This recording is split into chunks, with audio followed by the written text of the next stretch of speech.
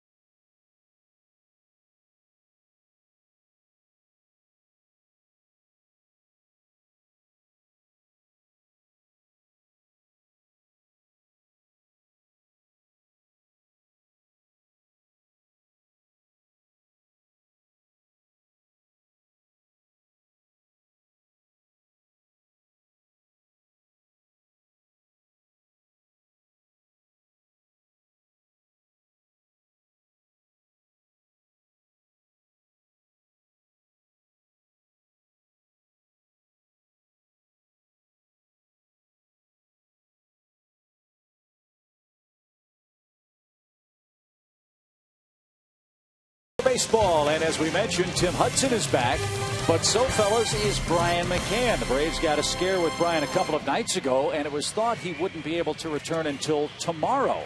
But here he is after lobbying for playing time, back in the starting lineup and behind the plate today. That's good news for the ball club that it's not a serious injury. Let's just keep an eye on him today and make sure it doesn't hamper him in any way. And here's the lineup that Hudson and McCann will face today. Pittsburgh has gotten good production out of the leadoff spot. Alex Presley has 4 hits in the series. Garrett Jones has knocked in 2 runs. He's the first baseman. Pedro Alvarez a couple of doubles last night. His batting average on the rise. And as Joe mentioned, Kevin Correa pitching and hitting ninth. And the Pirates will face Tim Hudson, making his first start on the year. You see his numbers from last year: 16-10, 3.22 ERA. Had a great year last year. So the Braves are fired up to have him back out there. I know he's fired up to be out there today. Saw him in the clubhouse beforehand. He was like a kid in a candy store. Couldn't wait to get out there and get to work. So last time out in Gwinnett, 5 2/3 innings, 6 hits, 1 run, 110 pitches. So, like I said, the volume has been there in his rehab starts. And that leads us to the 4 keys to success. And he surely has some opening day nerves. This is his opening day. And give me an early 3. He's 125-2 when he has 3 runs to work with and he's in the game. 81 degrees at first pitch. Breeze blowing out toward right center today. As Alex Presley hits a slow roller to second. And 2 pitches earns Hudson his first out of the day. And his first ground ball of the year. Here's the rest of the Atlanta defense. Prado, Bourne, and Hayward left to right in the outfield.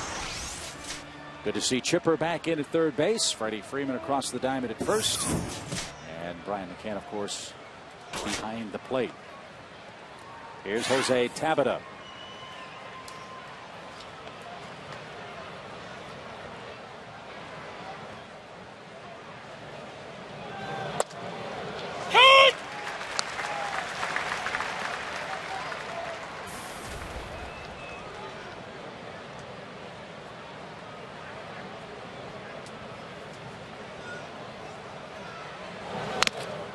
Talking to him last night during the game, Tom, Tim was talking about his recovery time, that his back feels great, but one of the things he's noticed right away is where in the past, because of his back, he was really sore and creaky for a couple of days after a start, and now he's bouncing back a lot faster. That's good news. Yeah, that is very good news.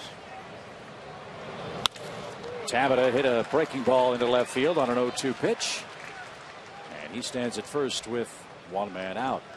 Yeah, the term that Tim used, said it'll be great to not feel like Fred Sanford.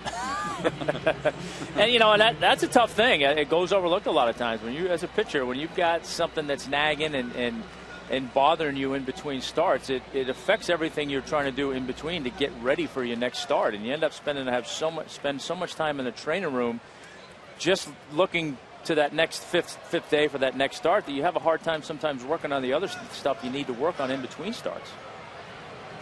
Andrew McCutchen is the Pirates center fielder, and he gets hit. So Tim hangs a breaking ball to Tabata and then plunks McCutchen with the next pitch, and the Pirates have 2 on with 1 out. That's nothing new for Tim. He pitches inside. This one got him right on the belt, it looked like. He's hit a few guys.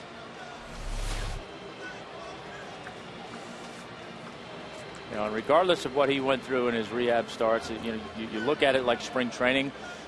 Still different when you get out here in a game that counts for the first time. And while that first ground ball was certainly a good sign, you know, the next 2 things are the things that you're going to be looking at too. An 0-2 breaking ball that he didn't finish it where he wanted to and gave up a hit, and now a fastball he tried to go away and missed on the inside corner. So that's the kind of stuff that you're going to see creep in from time to time. He misses to first baseman Garrett Jones. Jones 1 for 7 in the series. Has driven in 2 of his 8 RBIs.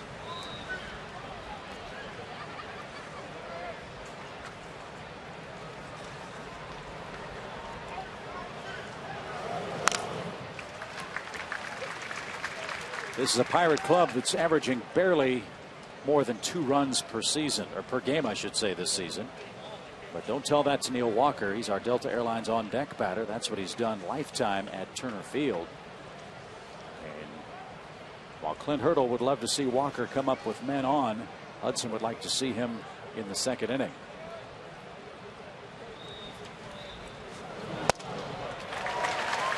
That looked like Tim Hudson of old.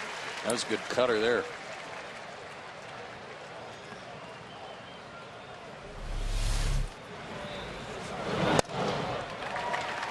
Tough pitch to do anything with right there. Best you're going to do is hit it foul, or worse, hit it off your shin.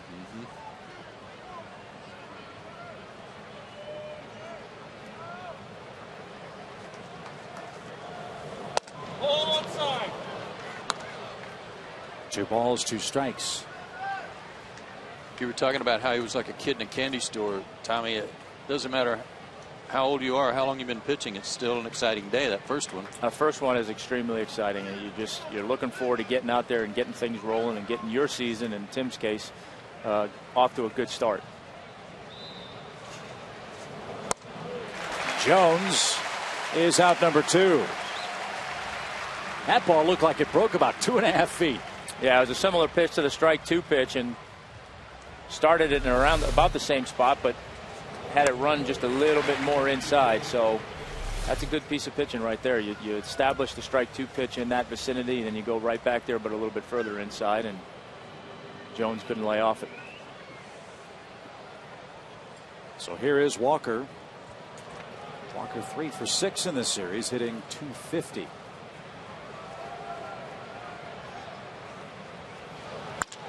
And he's going to ground to the right side. Ugla makes the play, and Hudson gets out of the first inning.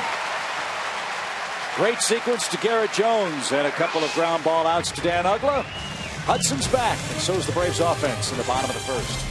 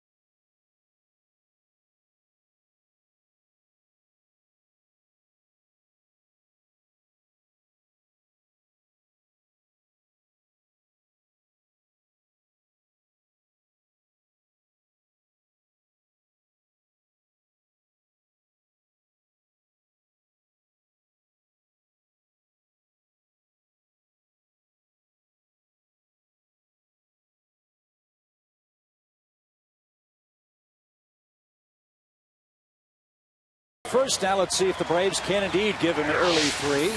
But a tough customer greets them on that Pittsburgh mound. Good to see Brian McCann and Chipper Jones back in the Braves lineup. Both those men were not starters in Game 2. And they'll face Pirates right-hander Kevin Correa. You see his numbers 1-0 on the year. All-star last year. See his splits. Funny, we were talking, I think, Friday night about Tommy Hansen's splits and how similar they are. Well, this is the complete opposite of that. You see how different his splits are. Been very good on the road. Yeah, only Roy Halladay won more road games last year than his 10. Correa's 31, 6'3", 210 out of San Diego. His 4 pitching keys to success. Road warrior, those numbers we just showed you. And 64 to 39. That speaks to his improvement in walks. 2010, he walked 64 batters, and in a similar number of innings. Last year, he cut it down to 39. Part of it is his commitment to pitch to contact, save a few pitches. Fly ball foul that will reach the seats. 2-2 to Bourne. And he became much more of a ground ball pitcher versus fly ball pitcher, something he had not been earlier in his career. A lot of cutters, sliders, change-ups. You know, that pitching to contact is something we talk about a lot, and I heard you guys talking about Delgado maybe got away from that last night. But all that simply means is you're trying to get guys to make contact on the handle or on the end of the bat. You're not looking to make contact over the middle of the plate. Bourne into right field, has a leadoff hit. This guy has been unbelievably good. He's now hitting 14 of his last 16 games. And has been getting on in the first inning a lot, too. Yeah, I love the fact that it's the first inning. He is taking advantage of that first inning opportunity. Good top hand swing here on a high fastball is riding in on him a little bit. That may have been a cutter that didn't cut, but another good start. 7 of 9 games Bourne has been on in the first inning with a hit or a walk. Awesome. Now let's see if he does some running. He's one behind Hayward for the team's stolen base lead. I'm sure he doesn't like that. He's not going to let that last very long.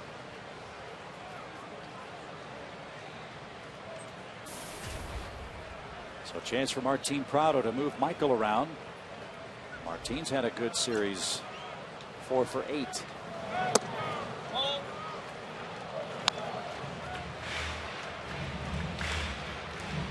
As mentioned, with Correa being a fly ball pitcher, probably served you pretty well pitching a lot in San Francisco and San Diego, his 2 previous stops.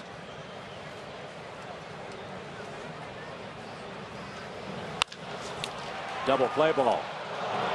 Walker the turn, and 2 are out. That's something rare too. The Braves haven't been doubled up much this year. Here's the Pirates defense. Presley, McCutchen, and Tabata left to right in the outfield. Barmes and Walker up the middle. And Michael McHenry is the catcher.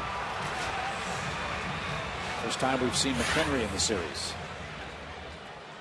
And he's thinking, let's not have a repeat of the last time. Yeah, he's just now rested up from that 19-inning game. He's just now ready to go again.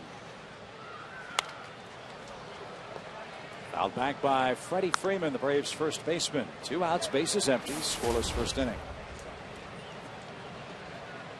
Freddie was out for some early work today on some soft toss with Greg Walker and Scott Fletcher.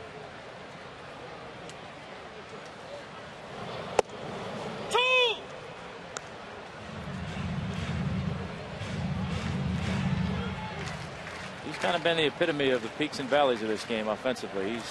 Seems like he's either hot or cold, and to his credit, he's constantly going after it. The thing about his peaks and valleys is that his valleys are not from being too complacent and sitting back. It's usually from almost swinging at too many pitches, you know, whatever comes out of their hand, instead of being a little more patient. Yeah, we saw it Friday night when I was here. He had 4 at bats and I think saw 4 pitches. So, or maybe first 3 at bats he saw 3 pitches and finally took a pitch in his 4th at bat. So, which I understand that approach. And if you're making hard outs on that first pitch, then that's one thing. But if you're getting fooled or taking bad swings, then you might want to be a little more patient. Doesn't Freddie swing at roughly 60% of all first pitches per at bat? Coming into this series, he was first in the league in first pitch swings. You know, and that's okay too, but sooner or later that reputation gets around, and pitchers are going to know, like I've talked about a lot. You red flag this guy. It's 0-2 the minute he gets in the box, and you're throwing him strike 2 pitches right away. And if you're that over aggressive, you're going to get yourself out. Ground ball up the middle, backhand by Walker, and Correa is out of first inning trouble. On we go to the second inning. Pedro Alvarez leads off for the Pirates.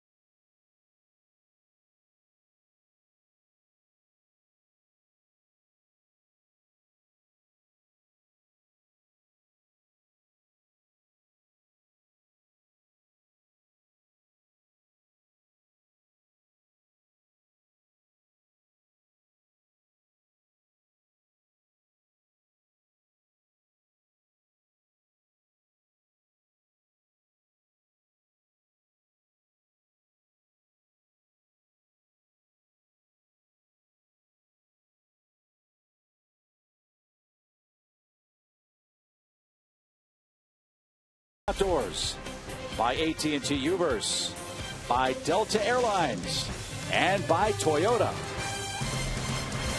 Tim Hudson threw 12 pitches in the first inning, gave up a hit a batter, but also recorded his 1700th big league strikeout.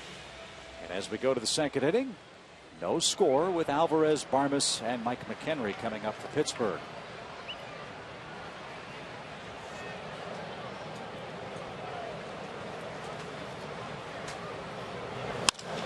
Line and Pasternak, he couldn't flag that one down. That's the second time, fellas, in this series we've seen Tyler leap and not get the glove up in time.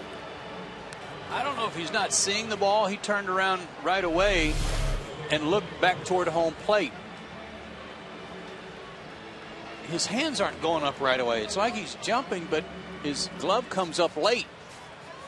Yeah, I think based on that right there, I don't think he saw it. And then if you show the replay of him coming back towards second base, you see him shaking his head like, I didn't see it. Yeah. Now, shirt sleeves on an afternoon game, one thing, but the first time that happened, it was twilight, dusk time. I get it on the day games here for sure. So Alvarez leads off with a single. Here's Barmes.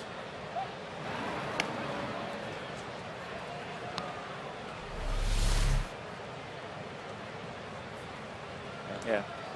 And he looked like it. You know, looked like the reaction. But it's funny, though. You think if he was leaping, he'd at least have his glove kind of in front of his face in case he's going to get hit in the teeth. Right.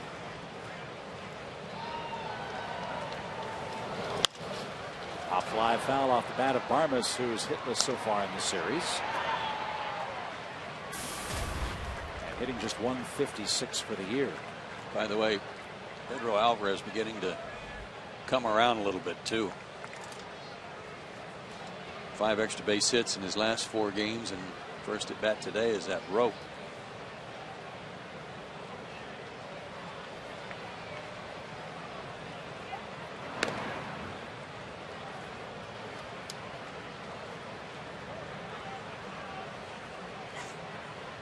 Number 2 overall pick in the draft was Pedro Alvarez a few years ago out of Vanderbilt. Has not attempted a stolen base. Braves aren't being fooled by that scouting report, though. Nope. Paying a lot of attention to him.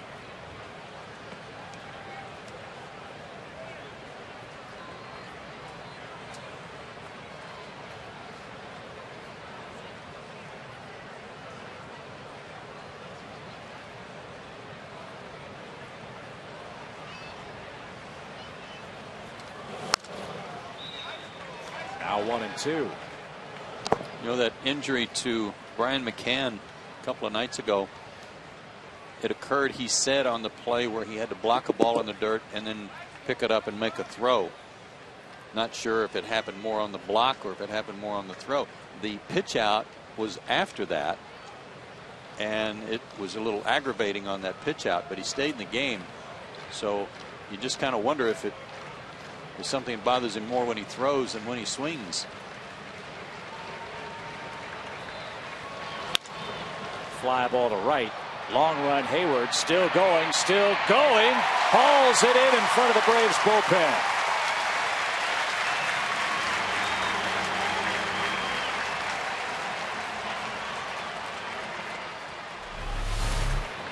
No real breeze to speak of, but they had Barmes played toward the line and shallow, and he hit that ball a long way.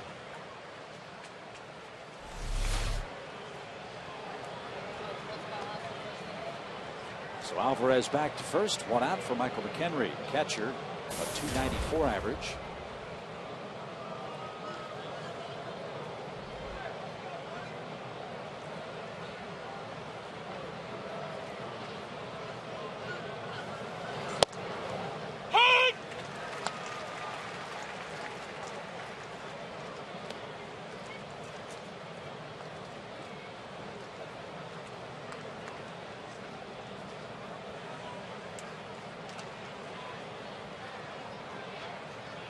McHenry, 27, out of Knoxville, Tennessee.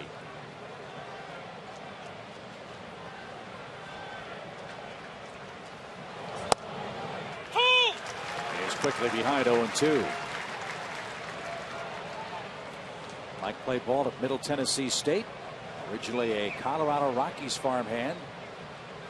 Went to Boston in March of 2011. Then the Pirates got him in June of last year in a cash transaction. Played in 58 games with the Pirates.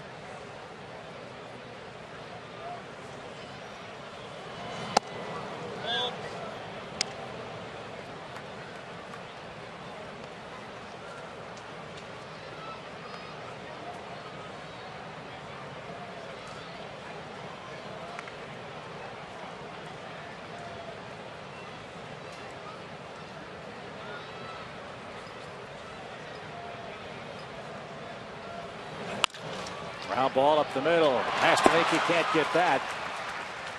And that's into center field. Second hit of the inning for Pittsburgh.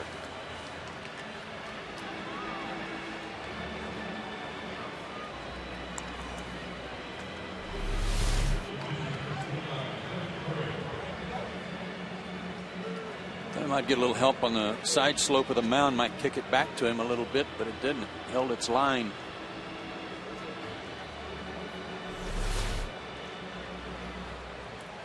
That allows Pittsburgh to clear the pitcher. Kevin Correa bats. 1 for 6 is he on the season.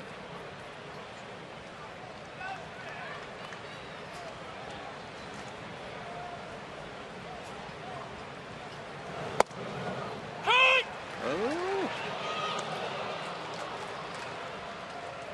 Almost got him. Alvarez slipped as he was trying to get back. Well, he went down. Sniper got him. Yeah. And an early test for McCann with that ribcage issue. A ball's in a strike to Correa. 2 on, 1 out.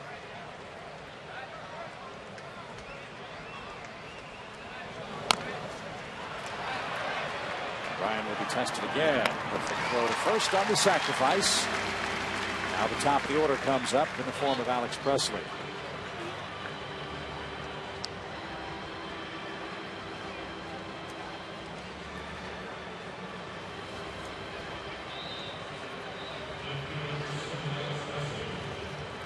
Looks like Alvarez is favoring something from when he fell, either his ankle or his knee. Yeah, he's trying to keep something loose over there. I wonder if he rolled his ankle a little bit as he planted.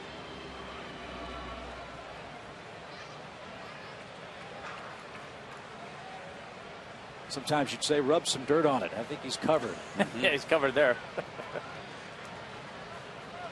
Presley rolled out to second.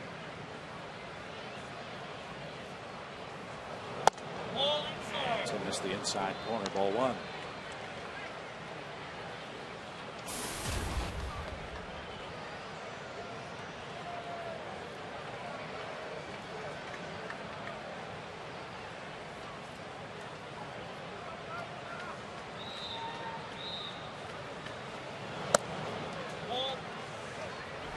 That's what happened to Alvarez. Watch his right foot. Oh yeah, he did roll it.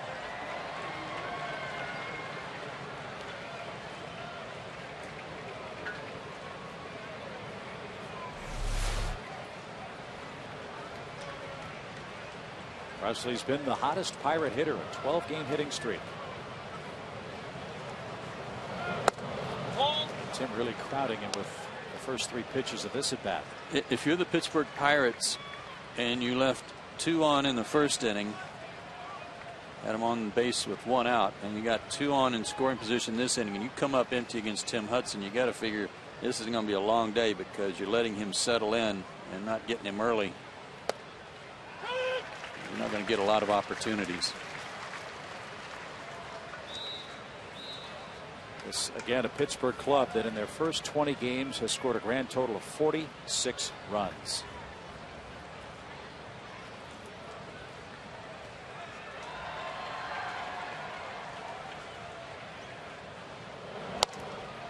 And the bases will be full for Tabata. First walk of the day for Tim. Now they're 9-2 when they score 2 or more runs. Just 2. They're 9-2 because their pitching's been so good. and 7 straight when that happens. You don't want to live a whole season that way, but their pitching's been so good, that's all they've needed. Tim got ahead of Tabata quickly, 0-2 in the first inning, then hung a breaking ball, and Jose didn't miss it. He's got the bases loaded now with 2 outs.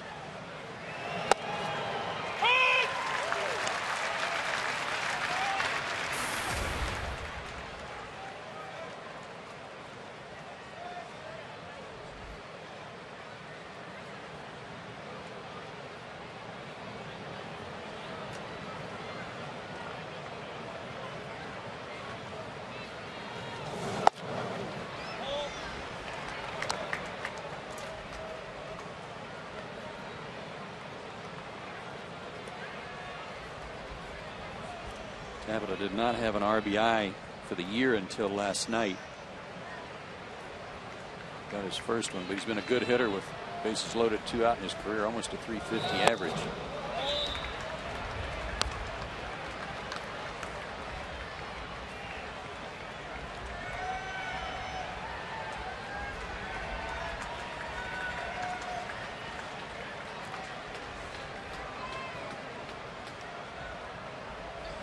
Here comes a 2-1 pitch. And it's past Freeman and into the right field corner. Alvarez scores. McHenry comes home. The throw up the line. It squirts past McCann. Now heading towards second will be Tabata, and the Pirates have scored the first 2 runs of the game.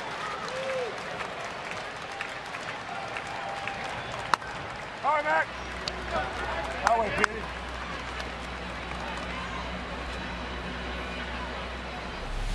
Just a little bit of bad luck right there. Pitch a little bit up in the zone, but got the ground ball and snuck it right down the line between Freeman and the foul line, and base hit, 2 runs. It's a single, 2 RBIs. Charged Brian McCann with an error on that play at the plate. The ball skipped past him. That allowed Tabata to take second. Now McCutchen bats. He was hit by a Hudson pitch in the first inning.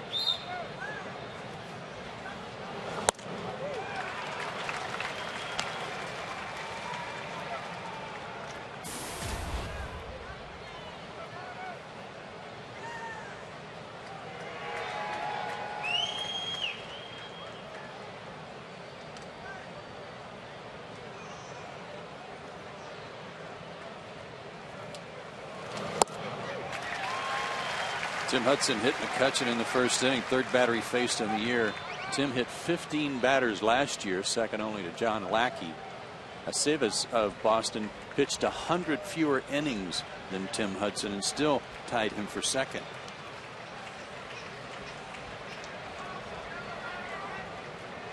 Two-strike pitch.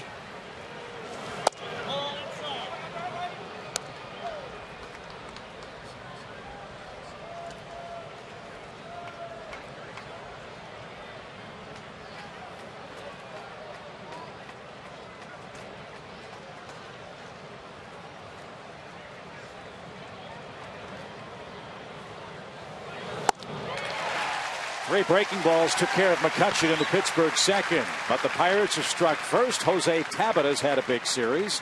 A 2-run scoring single gives the Pirates a 2-0 lead as Brian McCann goes to work offensively, leading off the Atlanta second.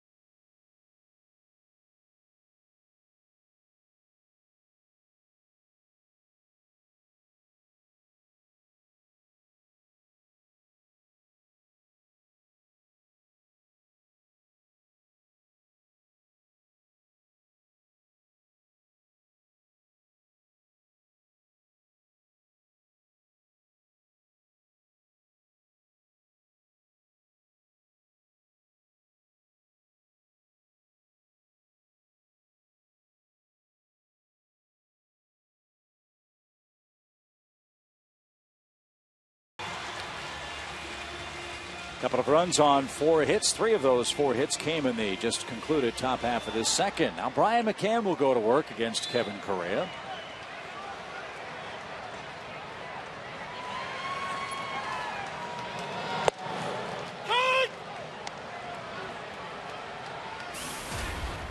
Great news for the Braves to see Brian back in the lineup. They forgot again. Alvarez late to shift.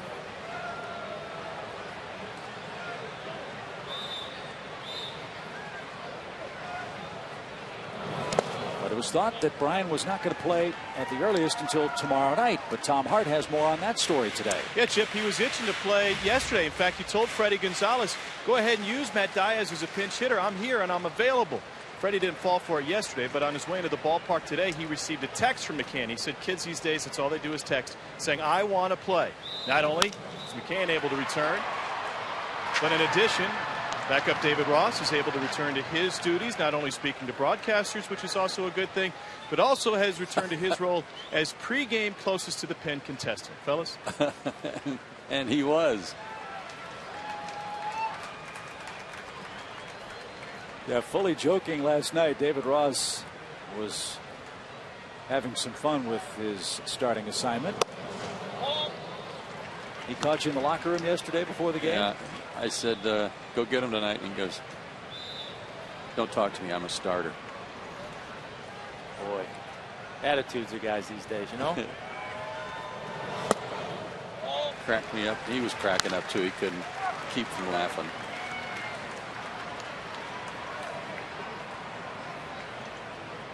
So Brian now a 3-2 pitch.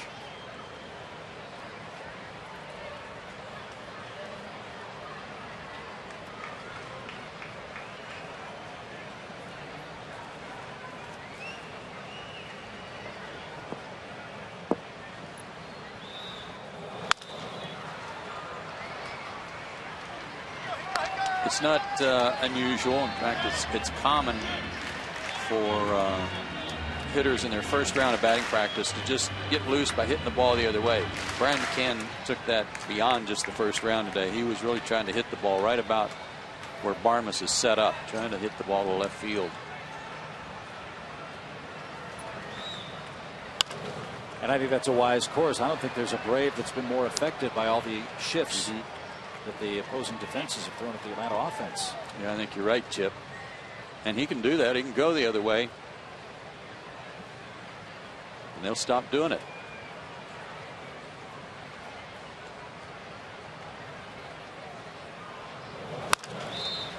That one rolled to second. And McCann is the first out. I will say that it is a different shift in that I've never seen the third baseman go all the way out into shallow right field.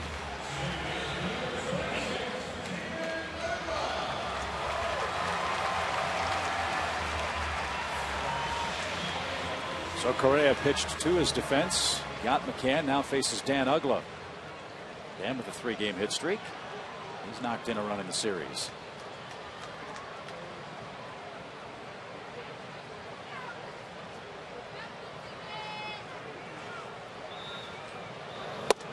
And another Brave, Joe, that lately has hit the ball the opposite way a little more.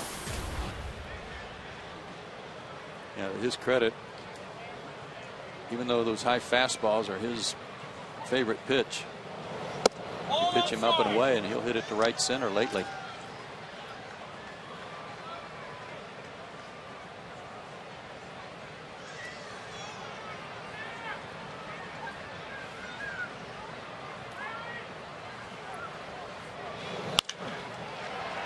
That skips past Alvarez and is in left field. Second Braves hit, first of the day for Uggla. And he now has a 4-game hit streak. And the third hit of the series. High fastball above the belt.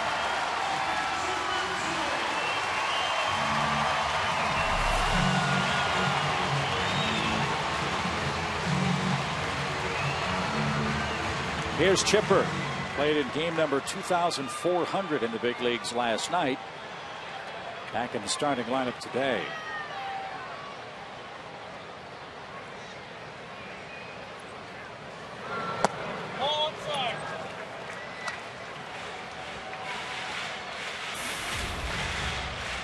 Lifetime against Correa. Chipper 1 for 8. That hit a home run.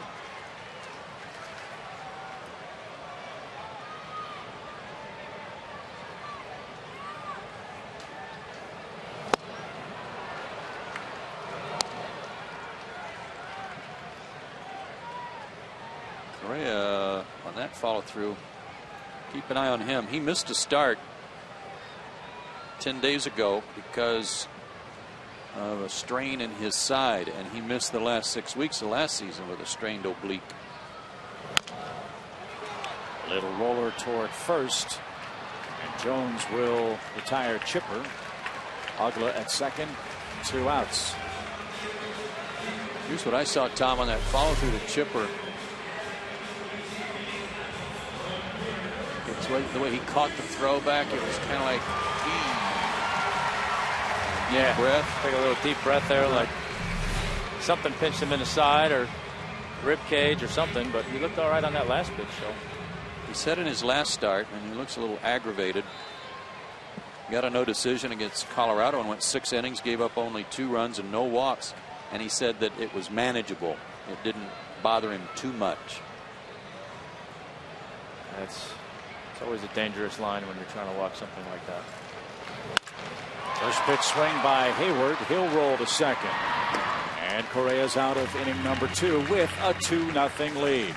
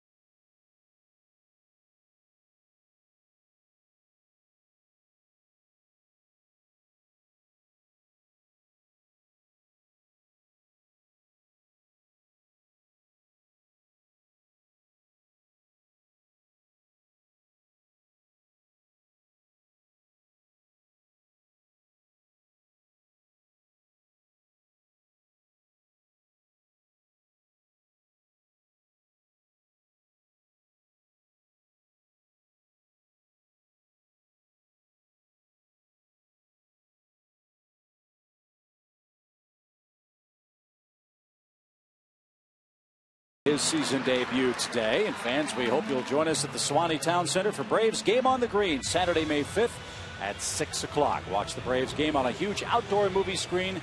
There'll be a live concert, inflatables for the kids, and a whole lot more. For more information, visit braves.com/gameonthegreen.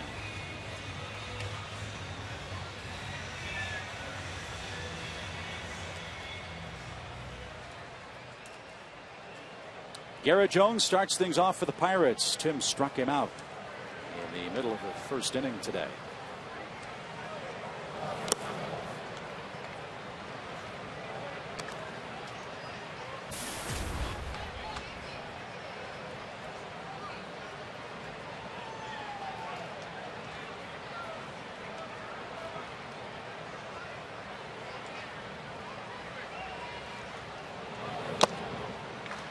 Late on that pitch, even count.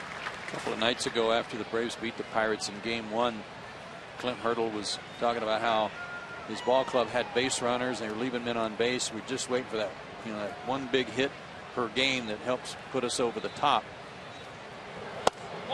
And they got that last night, that 2-out hit by Tabata that gave them their second run in the second inning. Today, another 2-out hit from Tabata to drive in 2. Because they're hitting with runners in scoring position. They're 26th. Line toward left. All in all, guys, I said this last night. May have said it in Game 1. It's really remarkable that with this lack of offense, the Pirates are only 2 games under 500 right now. No, it really is, and it's a testament, as we've talked about, to their pitching, and in particular their starting pitch. The starting pitch has been fantastic and really given them a chance to win. But like I say, offensively, those numbers tell a big story, and they haven't been able to capitalize on their opportunities they're getting. It's not that they're not getting the opportunities at all. They're just not capitalizing when they do. Walker takes a breaking pitch for a strike.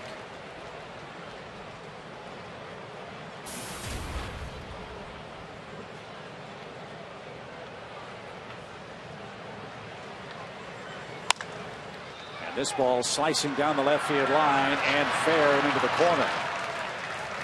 Walker hits a ball a long way the other way. And that's his second double. Remember, his first double of the year was the ball he hit to left field last night for an extra base hit.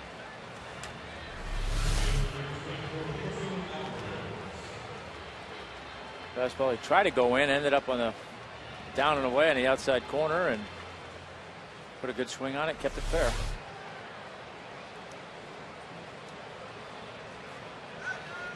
So Hudson back in trouble in the third with Pedro Alvarez up.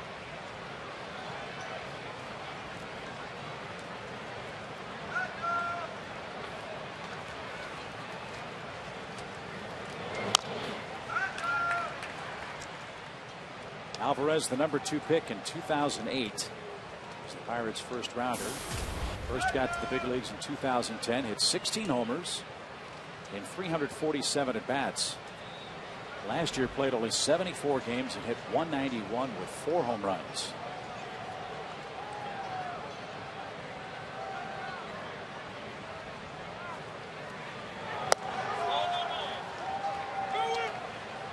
Jan just had me a stat, guys, about teams and how many pitches they have seen and how many pitches they average per plate appearance. And the Pirates are dead last in baseball in pitches seen, which means they're also seeing the fewest pitches per at bat, 3.72. So it could be that their lack of patience has been a problem as well. Coming into play today, with Hudson adding 1 walk to their total, the Pirates have walked 42 times in 20 games. And again, you know, that gets around the league, and that gets to be a part of scouting reports. And you know, you're gonna go out there with the mindset, look, you don't always have to throw these guys a strike to get them out. They're anxious, make them chase stuff. And that's been a real effective pitch so far for Hudson against the left-handed batters. Gets Alvarez swinging, third Hudson strikeout. As Chipper has said, pitch he hates the most is the cutter. He says, I detest it. Well, it looks good for a large portion of this trip towards home plate, but then when you go to swing at it, like we said, there's not much you can do with it.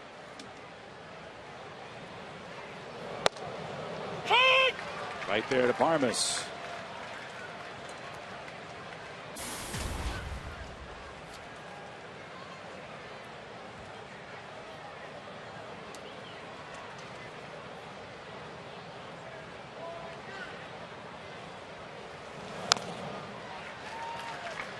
And just like that, no balls, 2 strikes.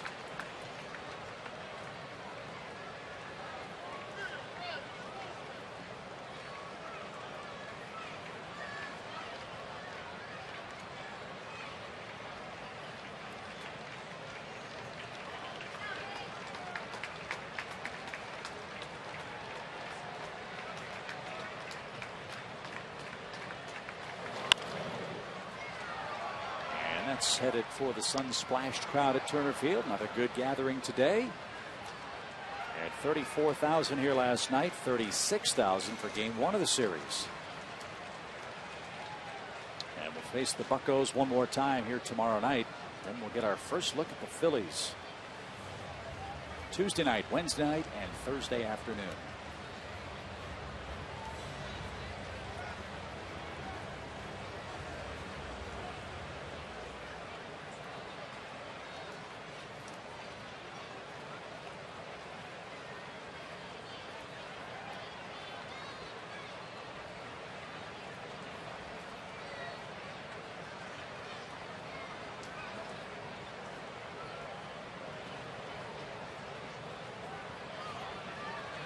when Mack just went out to the mound, I don't know if they wanted to change the signs because they thought maybe Walker was trying to tip off the hitter, or whatever they changed to. You're going to have to start over here.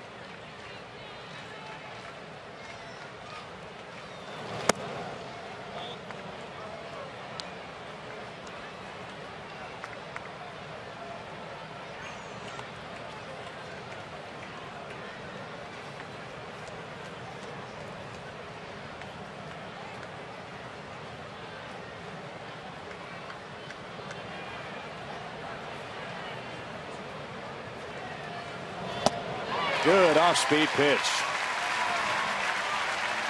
Hudson has his 4th strikeout. He'll bat second when we head to the bottom of this 3rd inning.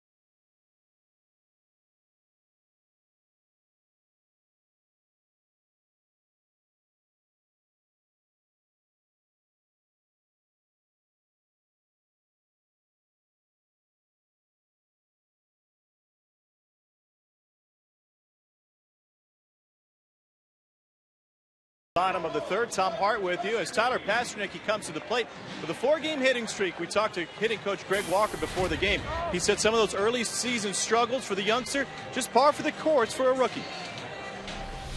We talked a little bit about mechanics, which he'd gotten in some bad habits. Most of it's just anxiety of being a 22-year-old kid up here playing on a team that's with high expectations. And it's kind of normal for most kids. You see very few kids that come in this league and they're comfortable immediately. So the thing you have to do is you have to fight. And he's fighting. If you see some of his bad, he's getting after it. He's not giving in. You know, he's not getting results all the time, but we're getting all the time he's fighting. And that's all you can ask. And Chip, when I talked to him about Tyler Pasternak fighting, as he was mentioning just a moment ago, I said we've really seen it over the last couple of weeks when he was struggling. Now he's hit out of 7 out of 8. He said not the last 2 weeks, the last 2 months. Since this kid came to camp, he approaches every at-bat the same way. He battles and battles till it comes out positive. Chip? Little roller hit toward 3rd. Alvarez charges, throws on the run, and gets Pasternak for the 1st out in the Braves' 3rd. I think the expectations that Greg was referring to applied to spring training just like they have at the beginning of the season, because he was under the microscope. He tried to treat it like it was not his job to lose, but by all accounts, coming to camp, he was the front runner for the shortstop job, so there was pressure that went along with that. Yeah, he's got pressure of trying to prove something, to live up to something, and that's not always an easy thing. Tim Hudson's 1st at bat of the year. He's got a quick strike, 0-1. Lots of groundouts from Correa to start this game. And all of them on the ground. Until Hudson drives one toward left center. McCutchen drops the ball.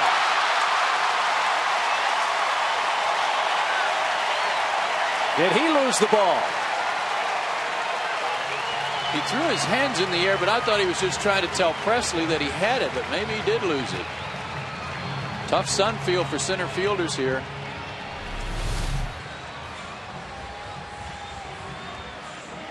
You You know what he did? He did exactly what Dan Uggla did in Arizona. He put his glove right up in front of his face and blocked his view of the baseball coming in. And it happens. Even to good ones. See if we can take advantage of it. Bourne slashes the ball foul to the left side. Strike one.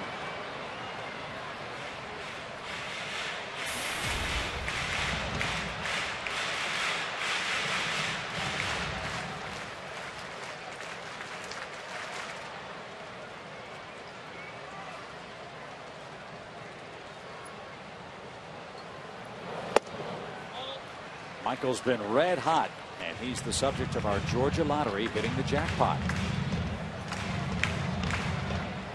Matt Kemp, I figured he'd be in there, way up at the top. But Jose Altuve, that surprised me.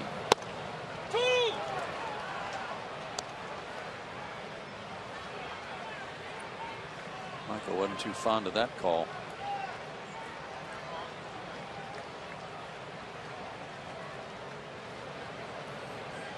One and two now. That bent around the plate.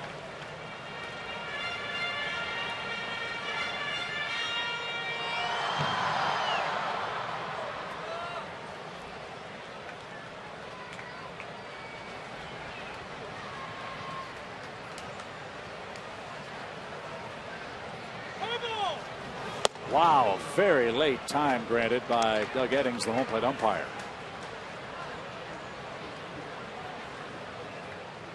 And late enough that he had to actually make his pitch, so we might have to think about pitch selection here on this next pitch.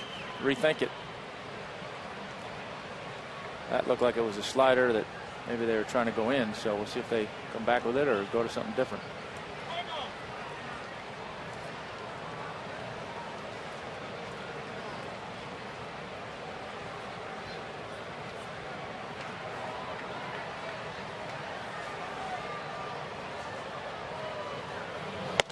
Way high, 3-2.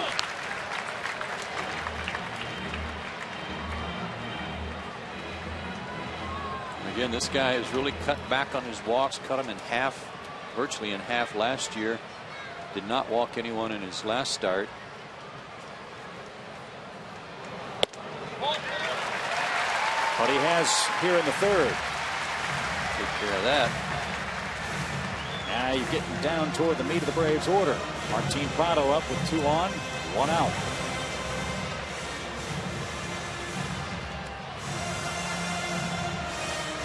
He was an all-star last year for the Pirates.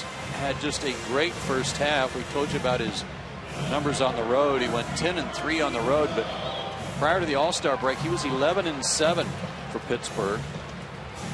And then after that, Tom referred to his oblique injury in August, and he went 0-3 with an 8 ERA in the 3 starts just prior to going onto this disabled list in late August, and didn't pitch the rest of the year. His record wound up 12-11. Ground ball toward third. Alvarez kicks it and has no play. He thought about throwing it. He thought about tagging Hudson, and by the time he made up his mind, everybody was safe.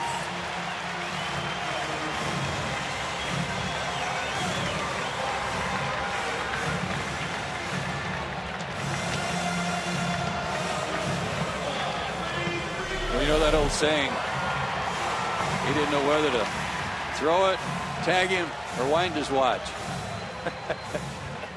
So he's doing some watch winding at the moment. And you're a team that's struggling to score runs. This is the last thing you want to see as a manager, is the team going out there and giving the opposing team 2 extra outs in an inning.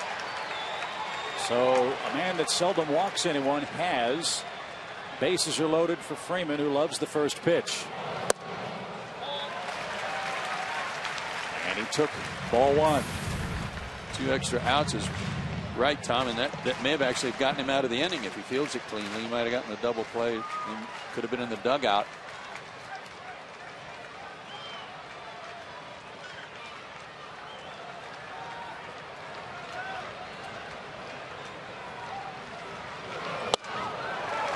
How did that not hit him? 2-0.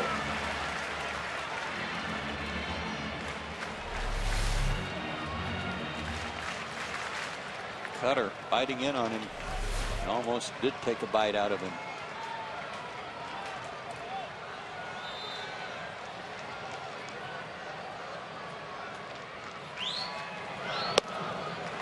Three balls, no strikes.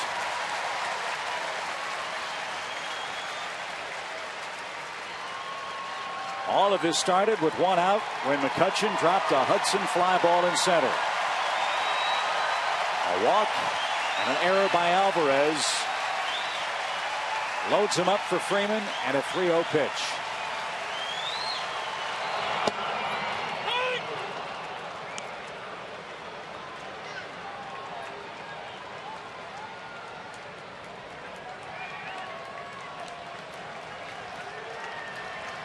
Needs another ground ball.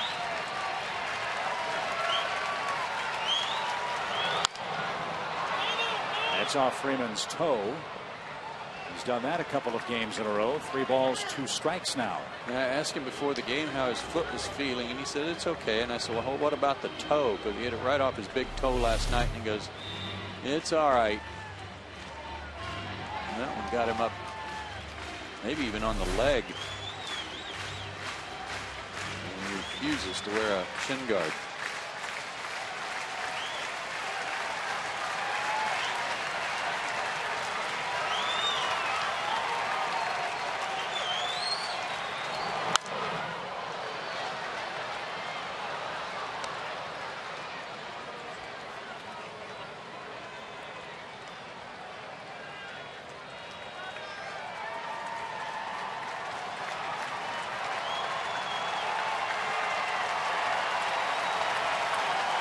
Trying to keep the ball down here, hoping for a ground ball. Oh, Freddie. Break out the shin guard, son.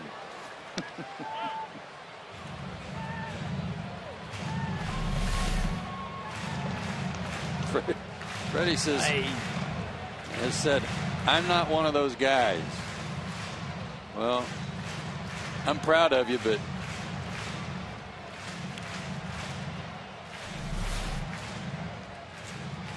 getting leopard spots up and down your shin and foot.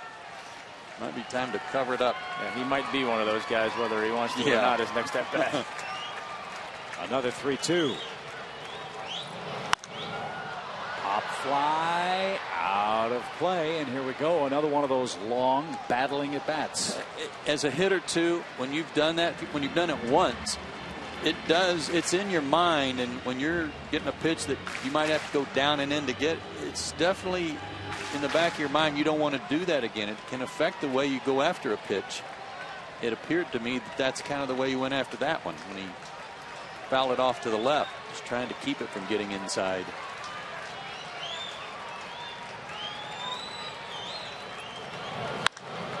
High fly to center. McCutchen drifting back, catches this one off to the side. Tagging from every base is a Brave, and scoring from third is Tim Hudson. Give Freeman a sacrifice fly and an RBI, and the Braves have cut the Pirate lead to 2-1.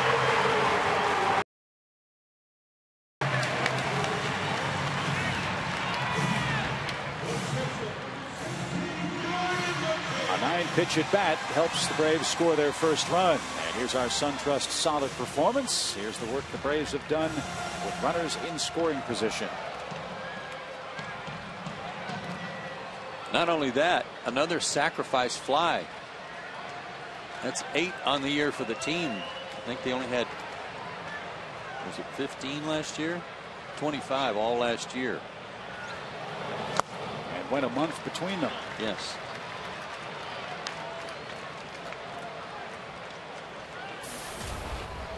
So Michael Bourne's at third, Martin Prada's at second. There are 2 outs in the inning. Brian McCann's the hitter. Braves on the board, down a run, 2-1 your score.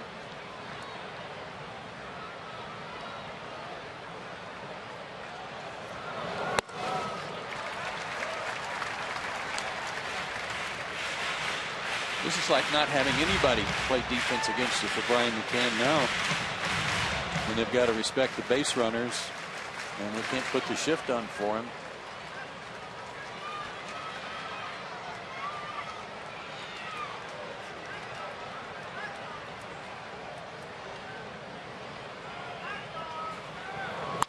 Line to short. They don't shift. He hits it the other way, and he hits it right to Barmes. If it weren't for bad luck, Brian would have none at all at the plate. He lines out, and that ends the third inning. Braves on the board, though. Tim Hudson scores Atlanta's first run. It's now a 2-1 game.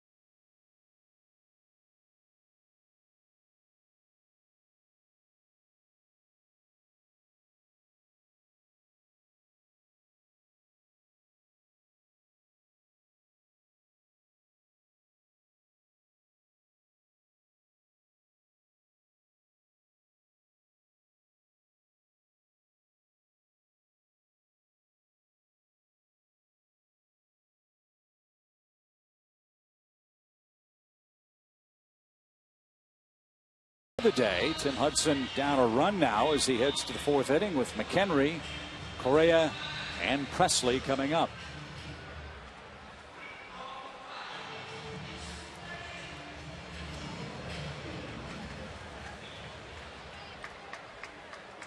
McHenry singled and scored back in the Pittsburgh second. That's when they scored both of their runs against Tim.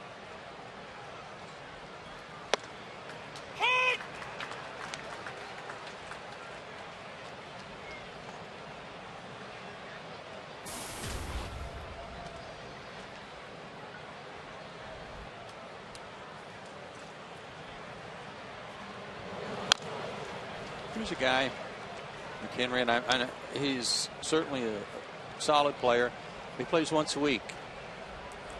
He gets in there, he gets to the batter's box, and he's throwing that right arm up to the umpire like, hang on a second, give me time to get set in here. You know, if you play once a week, you'd think you'd want to just jump in there and let's go.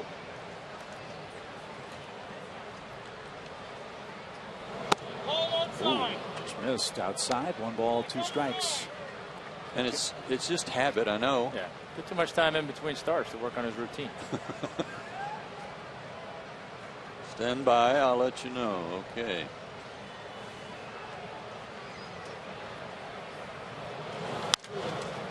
To short. Pasternicki bobbles and throws wide at first.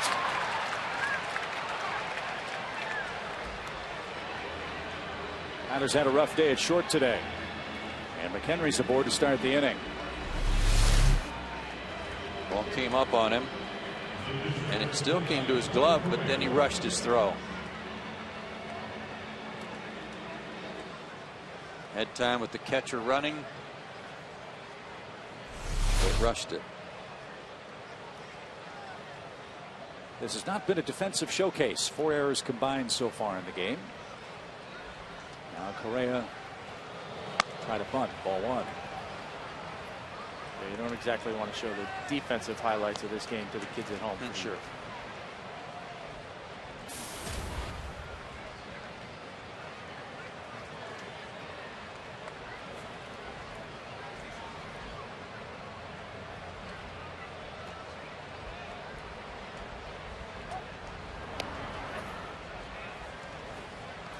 We've been talking about Correa's cutter.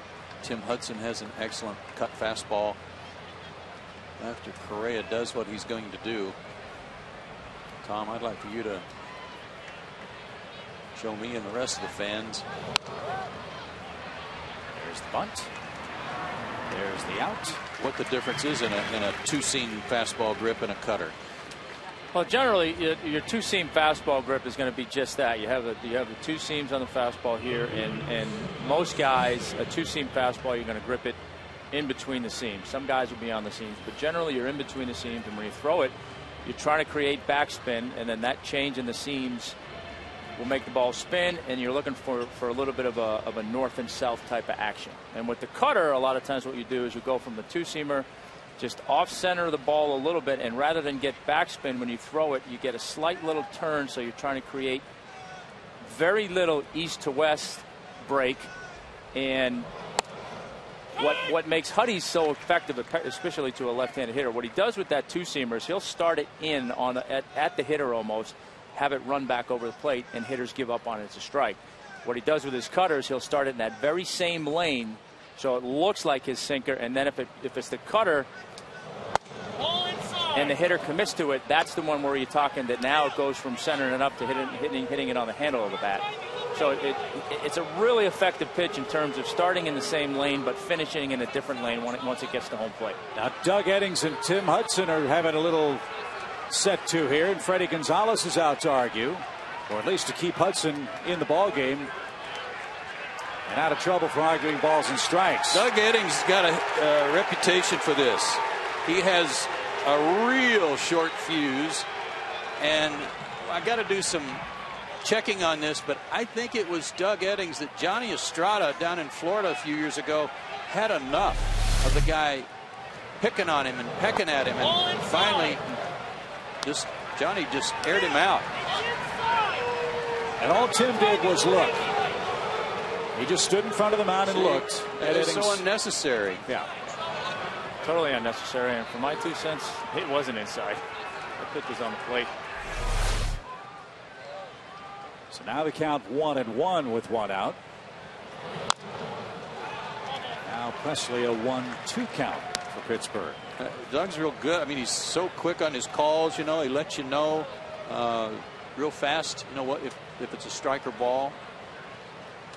But boy, is he touchy. And I don't want to say it was for sure Doug Eddings and Johnny Estrada, but in my history, I think it was. And Chan just looked it up and confirmed it for me. Thank you, sir. You fans that have followed Braves baseball for a long time, I'm sure if you were watching that night, you would remember it. Johnny Estrada just stood up and just had enough, got thrown out of the game immediately, but it was because this guy egged him on.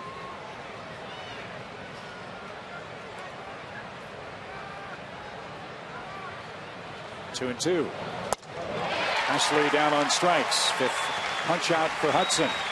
So we had all that excitement there, Tom, but what you the gist of what you were telling us about the difference in the two is just that you actually just offset your grip a little bit, a little diagonal on that two-seamer for the cutter. Yeah, on a two-seamer you're centering up the ball and you're trying to create backspin. With a cutter, you're off-centering the ball and then trying to get just a little bit of spin so that the ball breaks east to west, but you don't want it to be big like a slider.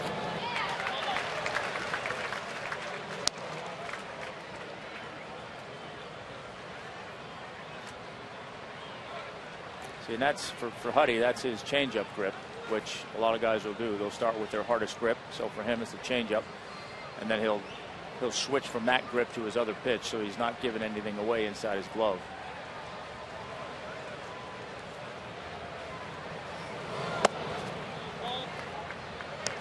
See, now the difference in that pitch right there to the righty is that's a slider. That's more of a, you're taking a little bit off it, you're sweeping it more, there's more break to it. With a cutter, you really want it to look like a fastball to the hitter for as long as you can, but then it has that little east to west movement.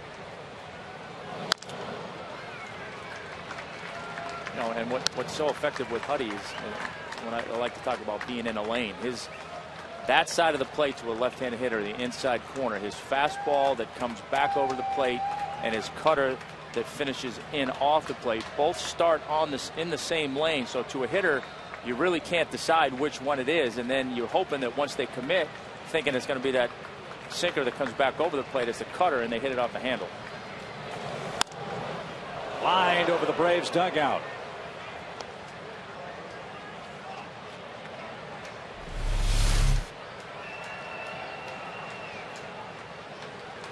Tabit has taken some swings like this in the last 2 days, and last night he hit a ball that was about an inch off the ground and hit a lob wedge to second base. He's 2 for 2 today. Now it's his turn to foul a ball off his body. His last hit drove in both Pirate runs.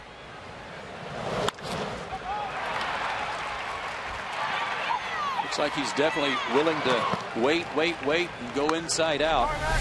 Yeah, I don't know if that's his approach against Huddy, being a sinker baller, that he's trying to wait and go the other way so he doesn't roll over and top that sinker.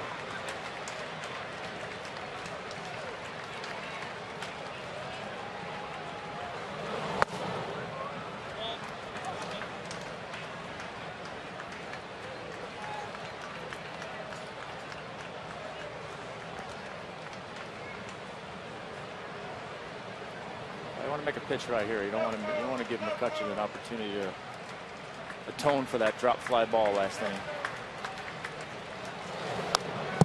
See, there he goes again. He's really letting the ball travel deep.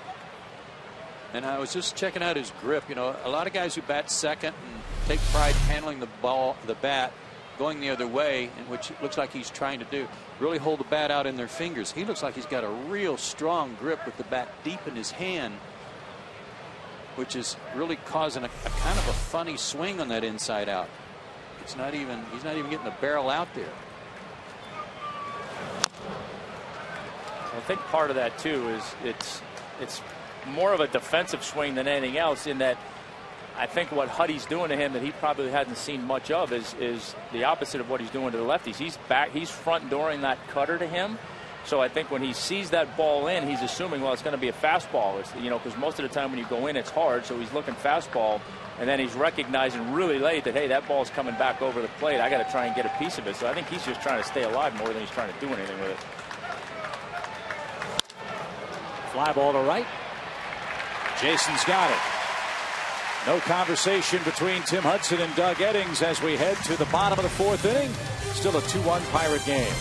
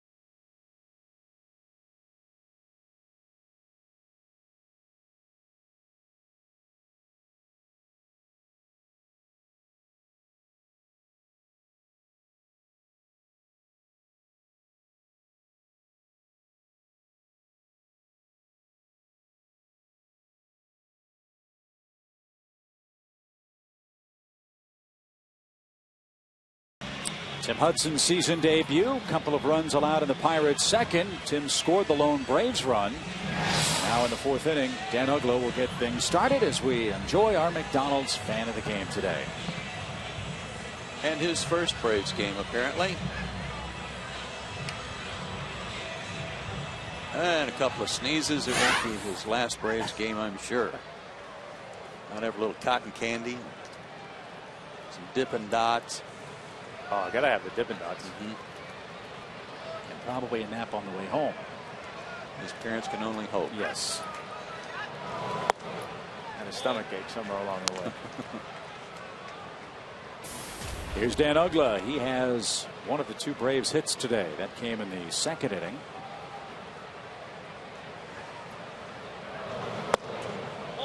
How nice, guys, to see Dan Uggla up there with a .275 batting average to start the year. Dan would tell you the same thing.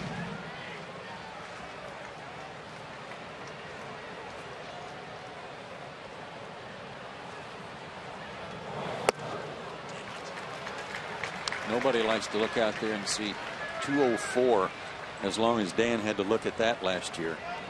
Sure. Yeah, that's when you're saying, that's when you're hoping that you have a night like we did the other night when the scoreboard's not working. And on 4 pitches, Uggla walks. And again, Correa's a guy that seldom walks anyone. That's his second in as many innings today. The Braves alternate ivory jerseys, which they're sporting today. They're available at the Braves clubhouse store at CNN Center in authentic and replica versions. All sizes are available. You can sign up for one of the 6 $500 shopping sprees given away. Visit today or call 404-523-5854. There's been a couple guys in the last 2 innings that Correa looks to me like he's what we've been talking about. He's been really cautious, pitching away from contact with some of these guys. It makes you wonder if he's physically there's something that he's just not comfortable with, or if there's certain guys he's just made up his mind, I'm not going to give you much to hit.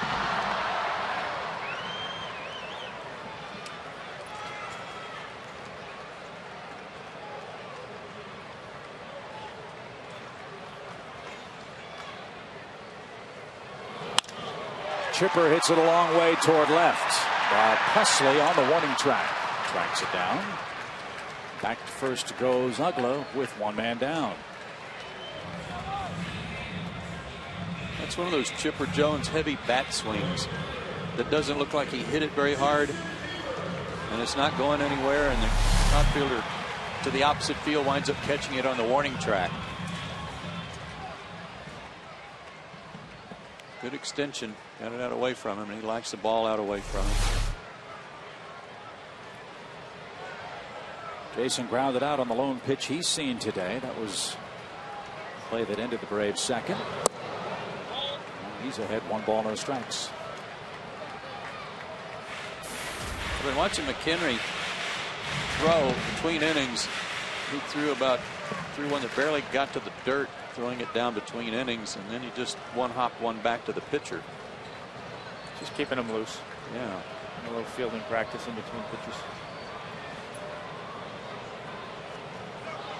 The left-handed hitter up there, you like to keep that hole open for Jason on the right side. But after that, maybe you test his arm a little. He's throwing in the dirt to scuff it up for the pitcher. Probably. Of course, nowadays they throw that back. They don't know what to do with it. 1 ball, 1 strike.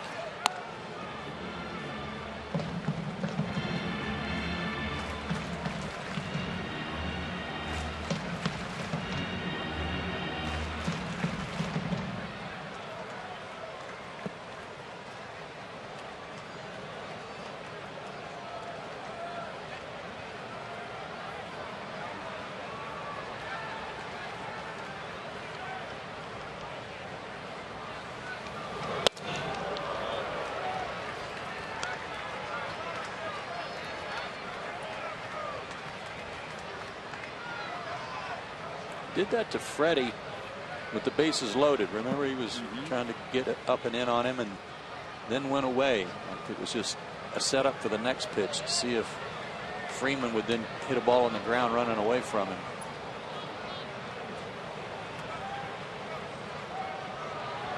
Go hard in, soft away. Yeah.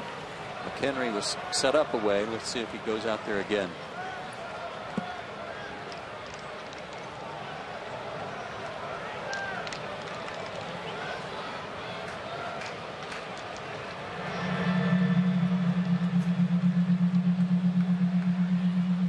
Little reverb on the stadium PA. Twilight Zone.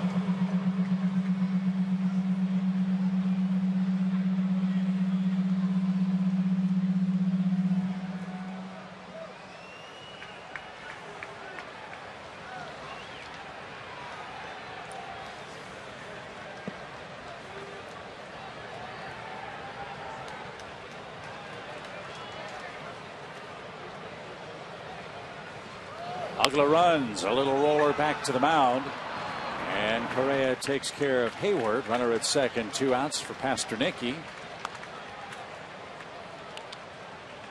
Tim Hudson, the Braves pitcher, will be on deck. Let's see how Pittsburgh plays it here.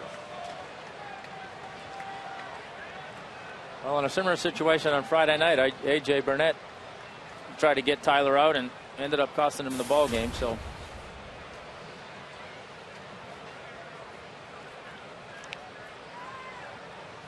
I think this is a case where with a young hitter, you always want to find out if they can hit off-speed pitches. So take a few shots at them with something off-speed, and if you get behind, then put them on.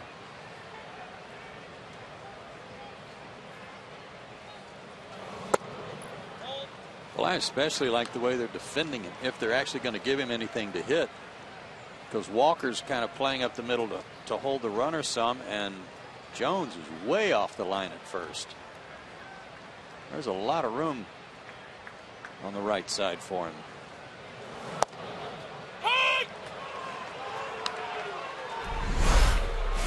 And here's that big hit from Friday night.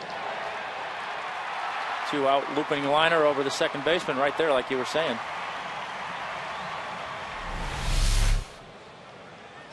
One ball, 1 strike. Whoa, that one almost got by McHenry. Might have been crossed up. Sure looked like it. I just waffled his glove.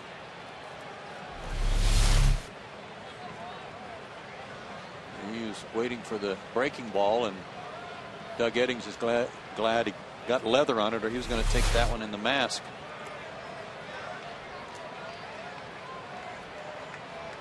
You had one of those last night, didn't you? Yeah. Bedard, fastball, was it Bedard in one of his pitches? Yep. Got Kerwin Danley on the mask.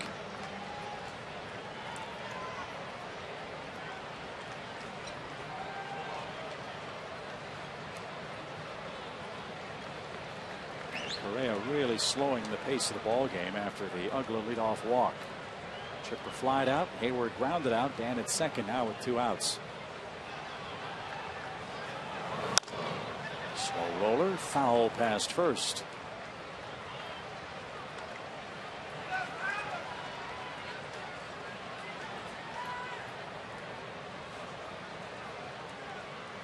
When a guy's obviously trying to hit the ball to right field,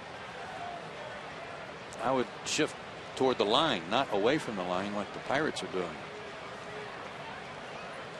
Let's see if that works to Tyler's benefit here.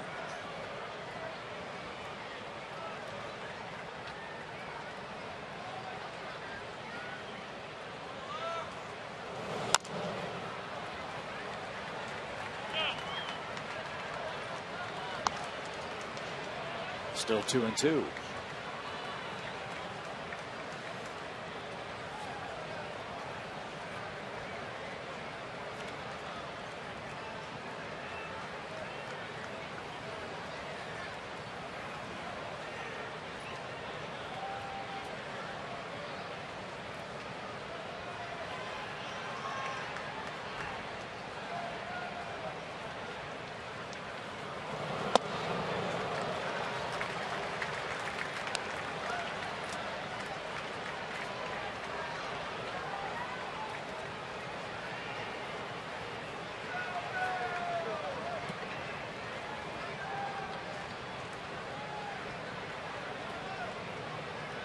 foolish to throw him a strike, wouldn't he?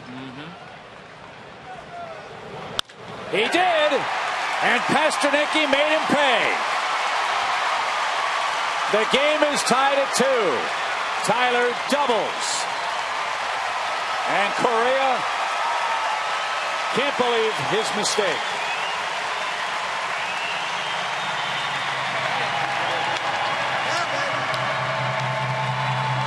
Well, it looked like he went to the breaking ball again, but it was more of a getting the over breaking ball than a finish out of his own breaking ball. And Tyler did a nice job of staying back and putting a good swing on that pitch. Pretty swing.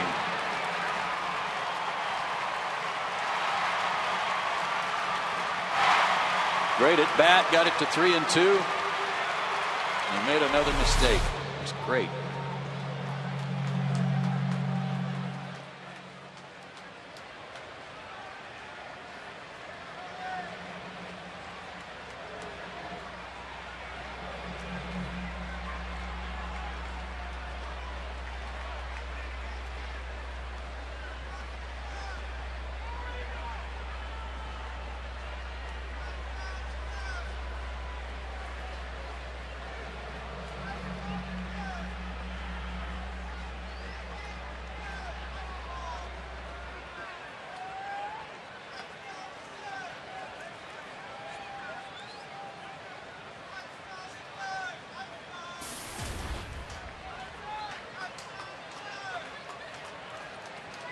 So Tim Hudson bats. New life. 2-2 game. Called strike. What we think is happening with this echoing sound you're hearing, this reverb, is one of our microphones behind home plate is being fed into the stadium control board, where they get the video feeds of the broadcast, and somehow it's reverbing and multiplying, and it's coming out over the PA system. So we hope the guys and gals in the control room have that figured out. Is there a plug-in? I would suggest using it if so. I don't understand why the guys down there don't want to hear us talking.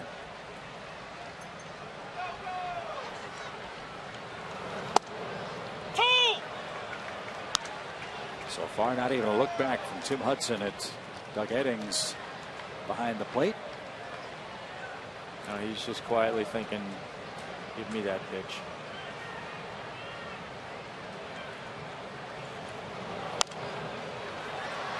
And that one fouled back. 1 ball, 2 strikes.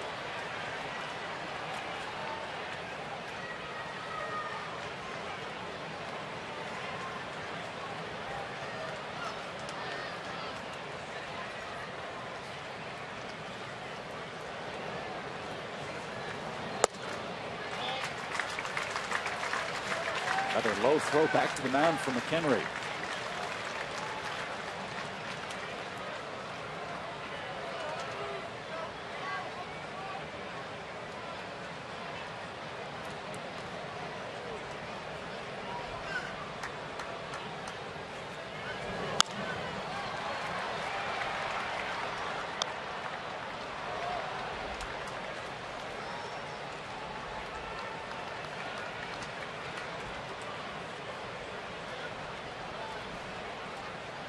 The walks and the errors the last couple of innings have really run his pitch count up.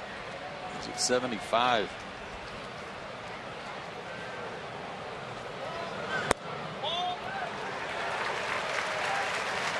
Now it's 3-2 to the Braves pitcher. Yeah, that and this at bat here, the bat to Pasternaky and the bat to Freeman. He was ahead in the count of all those guys and hasn't been able to put them away. That's what Greg Walker, the Braves hitting coach, was talking about. This club will really battle you from the batter's box. And Hudson puts it in play. Barmas at short, makes the grab and retires the side. Kevin Correa made a decision to pitch to Tyler Pasternaky. He made a big mistake. Tyler hit it in the left center field for a double to tie the game at 2 as we go to the 5th inning.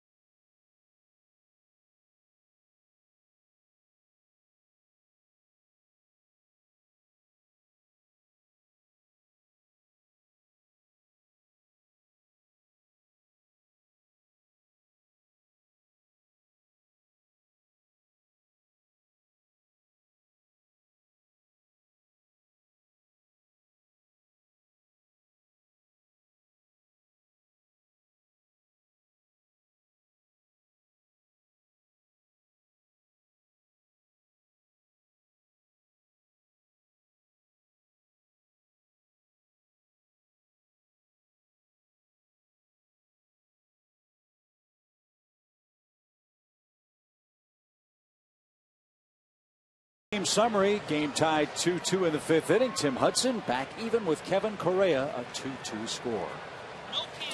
And here's how we got there in the 2nd inning. Jose Tabata with a bases loaded single scored the Pirates 2 runs, give them a 2-0 lead. And in the 3rd inning, following a couple errors and a walk, Freddie Freeman with a sacrifice fly scored Tim Hudson.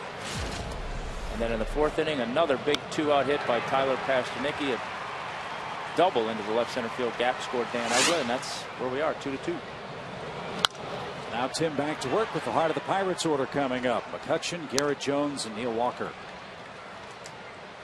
5 strikeouts for Hudson in the game. He's crept over the 1,700 strikeout mark in his big league career.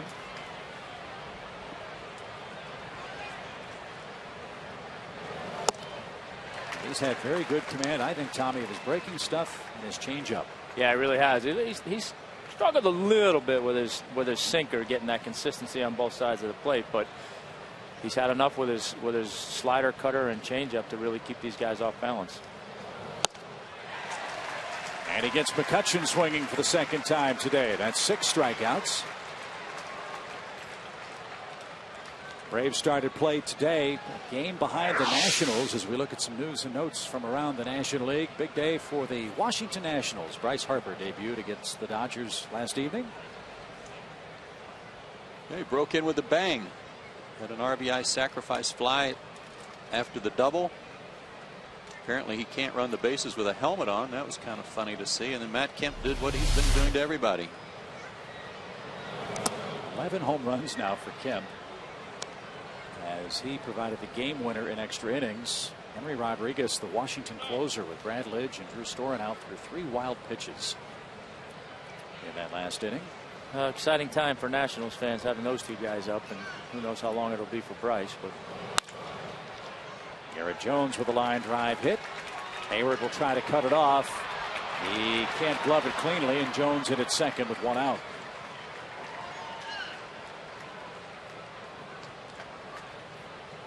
So Jones aboard with 1 out. And speaking of Matt Kemp, he might have something to do with our trivia question today. It's brought to you by AT Uverse. Who has the April record for most home runs in the Major League record books? Kemp has 11 for Los Angeles. I think I know who it is. And I think there's a Pirate connection.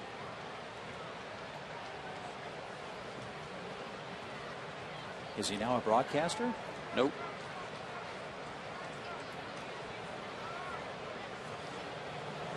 Not the guy I'm thinking of. No, it's not Jack Wilson again. Well, yes. Well, that eliminates eliminates Ralph Kiner, John Wehner, and Bob Walk, Steve Blass. So we know those 4 guys aren't the answer.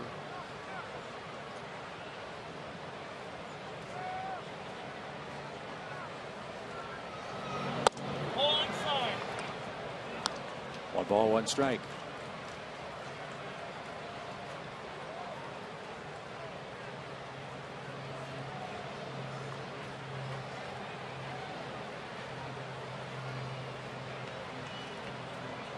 Now Brian McCann out to talk it over.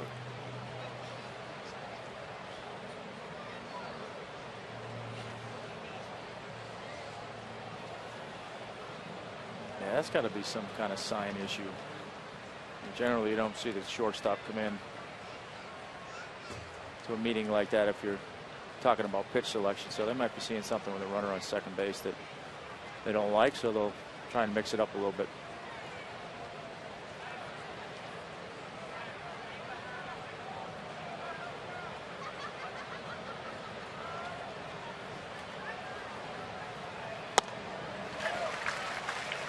That pitch has been poisoned for the Pirates' left-hand hitters all day today.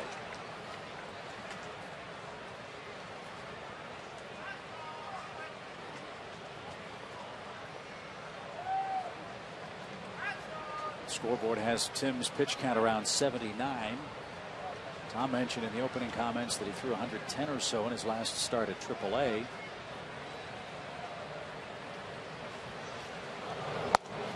Freddie Gonzalez said before the game right around 100 would be his expectation for a reasonable first start of the year. Yeah, and I think there's a difference in the stress level of 110 pitches in a rehab start in AAA than there is in the stress level of even 100 pitches here in a big league game. So you have to factor that into the equation a little bit as well.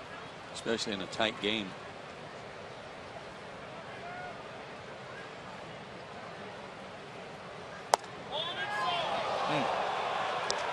Wow. 2 of those haven't gone to Tim. Little in. And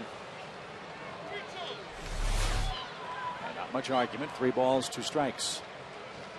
The thing that I've been pleased to see is that he's got good velocity and his mechanics are all the same. Nothing's changed.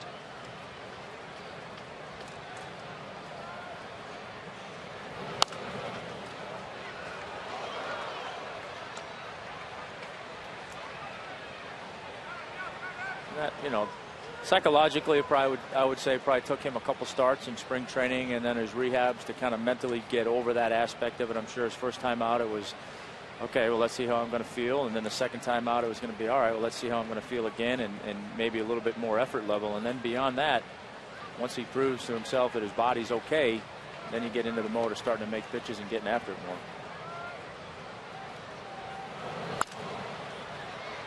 It's only his second 3-ball count today. Well, with the way he's been pounding the strike zone and that stat you talked about earlier where the Pirates are last in baseball in terms of pitches seen per at bat, you would figure that his pitch count would be down a little bit. But as efficient as he's been, Tim hasn't had a 1-2-3 inning today, surprisingly. A couple of Braves errors cost him that. There's a walk to Walker. And 2 are on with 1 out. Pedro Alvarez is striding to the batter's box. Braves fans, don't just watch our game, be a part of it with Game Connect on FoxSportsSouth.com. Track all the up-to-minute player stats and check in with the buzz around the ballpark. Check out Game Connect. It's on FoxSportsSouth.com right now.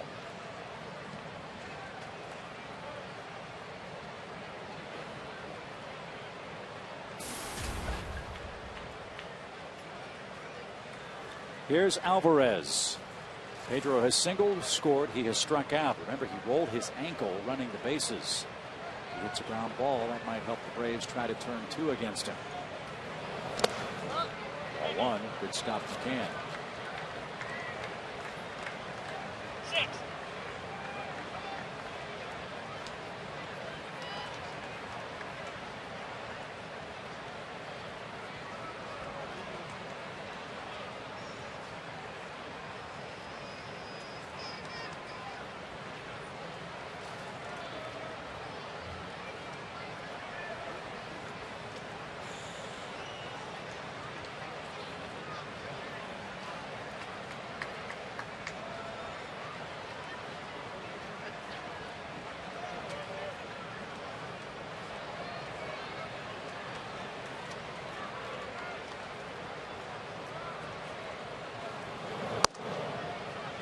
Ball 2 to Alvarez. 2 balls, no strikes. Tim got a couple of ground ball outs in the first. And really since then, it's been a lot of strikeouts and line outs.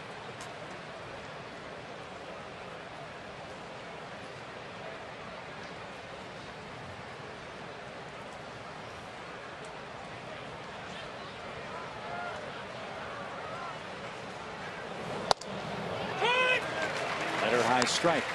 And I think that out distribution kind of falls in line with what we were just talking about, whereas the command of his breaking ball has been good, which would lead him to get to the strikeouts. But the fact that he's been a little bit off with his sinker, both in terms of location on the corners and up and down in the zone, would lend itself to him not getting as many swings and ground balls on that pitch.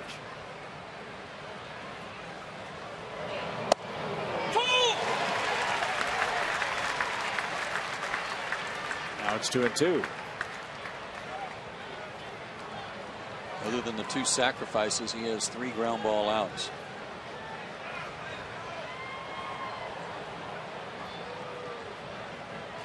And 2 of those were in the first inning.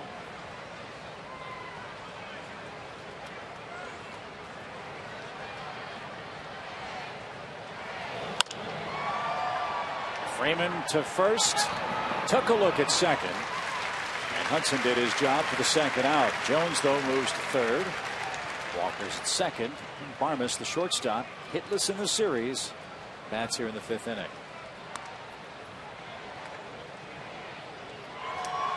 That's a good play by Huddy right there. A lot of times as a pitcher, you're going over there to cover, and you know that's not a double play ball. But you're going over there to cover, and you see your first baseman spin like he's trying to get that lead runner. A lot of times guys will give up on that play and just watch the throw. But Huddy didn't. He continued on, and it was a good thing he did. Because Freddie thought better of it, which was the right decision, and took the out at first. Barmes is flat out and struck out.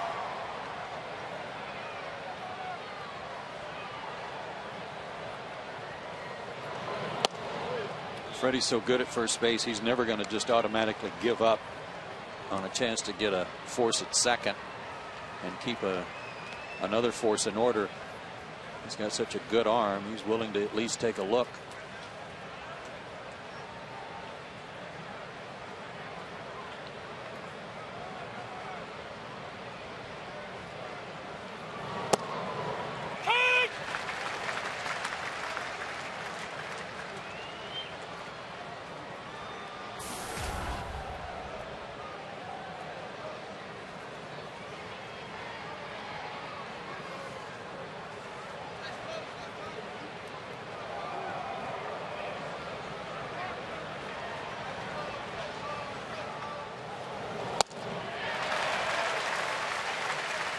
One ball, 2 strikes.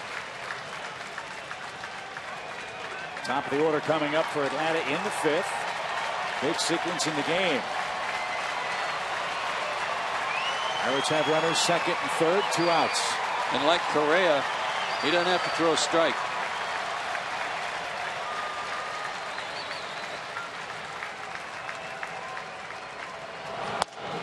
He didn't. Barmes looked at that ball way outside. If he wants to try and get him out with that pitch, he might have to at least come inside with a pitch right here to get him from getting as good a look at that as he did on that last one.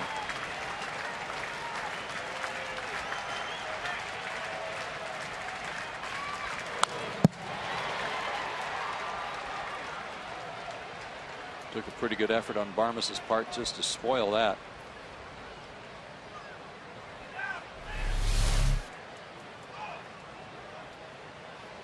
That's always kind of the cat and mouse game that's going on in your mind as a pitcher. You know you want to try and get him out with that pitch. You know you can get him out with that pitch, but you're always kind of playing that game with yourself. Well, how many is too many, you know? And had he thrown that pitch 2 pitches ago, I don't think he makes contact with that. It's a swing and a miss. But because he's seen 3 in a row, laid off the one before it, he's getting a little bit better look at it. This is where, as a pitcher, if you know you can do it, maybe you bust him inside one time and then go back to that pitch so he doesn't get as good a look at it. Good call. So now he's in a situation where he can go either way. He could double up on him inside, or he can take another shot with that breaking ball off, finishing off the plate. Now that he's changed his eyesight a little bit and made him look inside. And he's got a base open.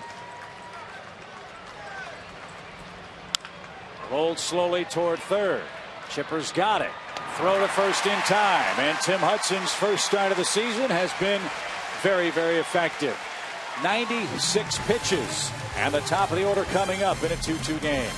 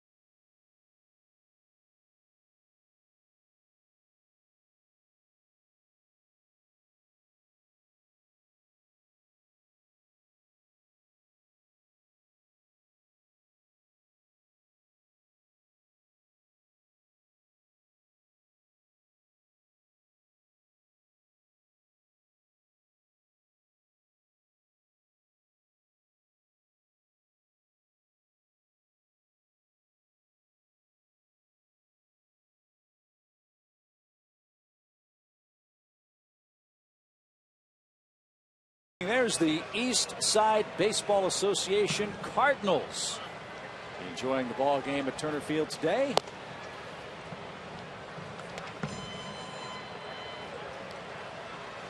They've all got their favorites, don't they? Got their signs for their favorites. I didn't see a Chip, a Joe, or a Tom in there anywhere, though. No. That one kid had to be a first baseman, though. The one on the far left that was taller than all the rest of them. Yeah, big blonde kid.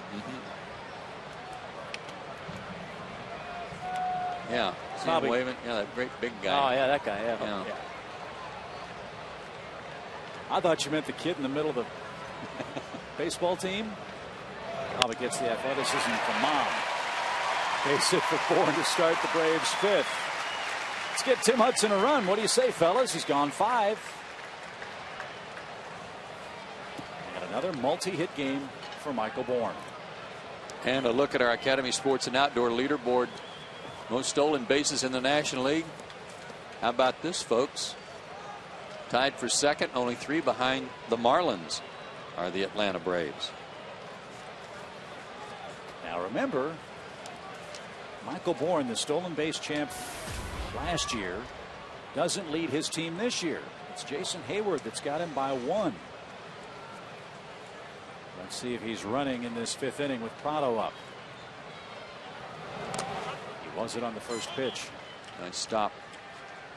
You know, as much as we've talked about Michael and leading off the first inning and the table setter and all, don't forget the stat in the Braves notes here, hitting .357 overall when he leads off an inning, any inning. So it tells you when he has the opportunity to lead off an inning, he's really making the most of it and trying to get things going for this offense.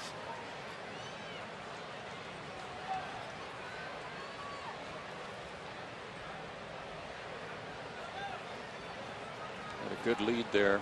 Correa noticed it. That's exactly what Martin wants. Pay attention to that guy over there. Lose a little bit of focus on me and hang some.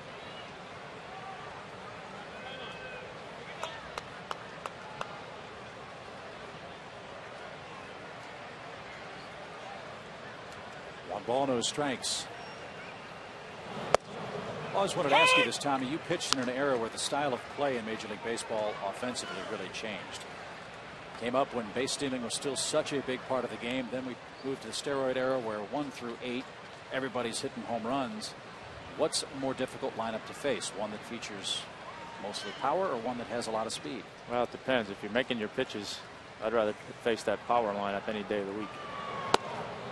Because you can typically with a power lineup, you're gonna get some strikeouts. You're gonna get some over anxiousness and guys swinging at pitches they don't want to, and that whole getting themselves out. But you get a team that relies a little bit more on speed. It's a little bit more of that battle in the batter's box mentality. Get on base any way you can. Now you got to pay attention to those guys when they're over there, and it's just mentally it's a much more taxing game when you're having to make pitches and try to control a running game.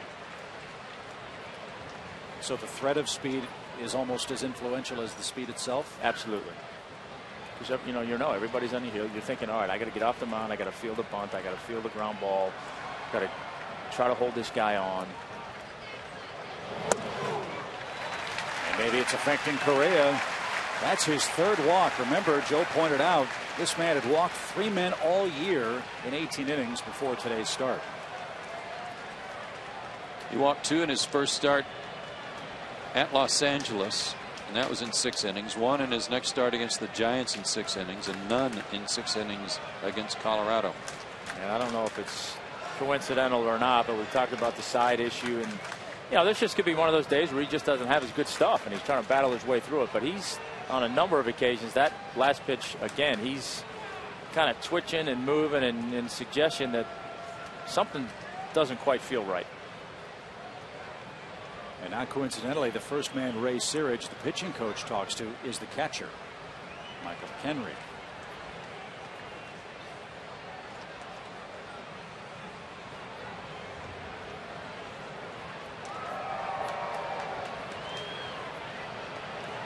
He's pitched himself into a tough spot here against a guy who gave him a great at bat last time up. Pitch by pitch sequence to Freddie Freeman, who came up with the bases loaded in the third inning.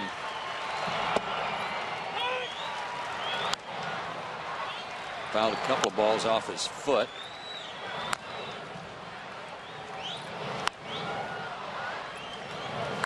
And then eventually delivered a towering sacrifice fly.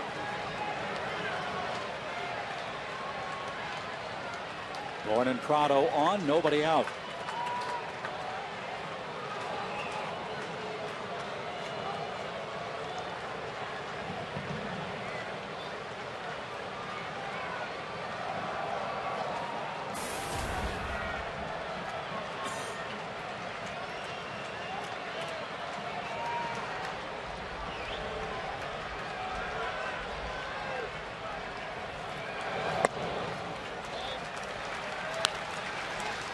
Struggling with his command.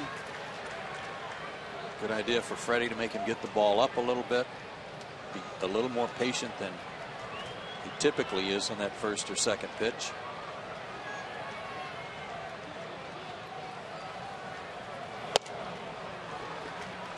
One ball, one strike.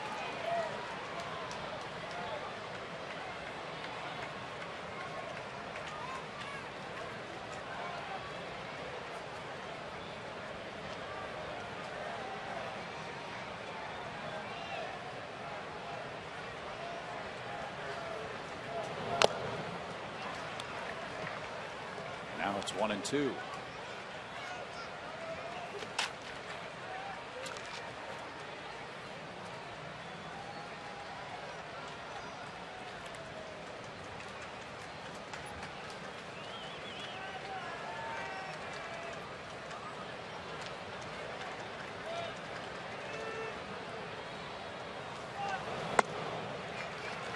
Freddie has struck out quite a bit. In fact, I think he struck out more than any other Atlanta hitter. But what makes him difficult when he's behind in the count is you can't just pitch him away. He likes the ball away. You saw that last pitch come in again. Something they did a couple of times in that last at bat, to run the ball in on his kneecaps.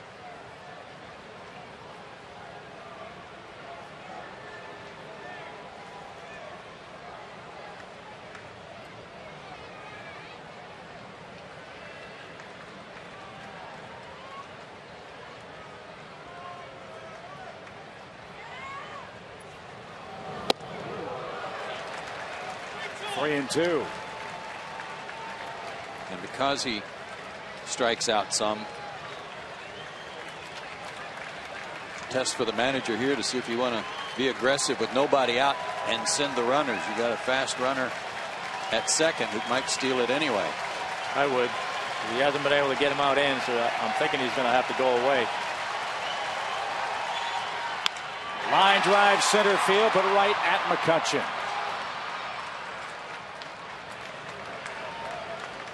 One out for McCann.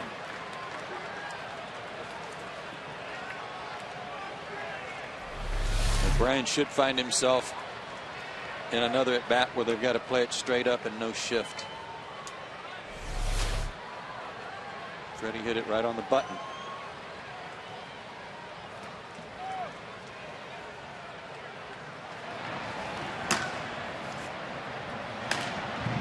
Brad Lincoln just called up from AAA. He's in their bullpen. They sent Lincoln and Daniel McCutchen back to AAA out of spring training. Two guys that were big parts of their season last year. McCutchen's still there.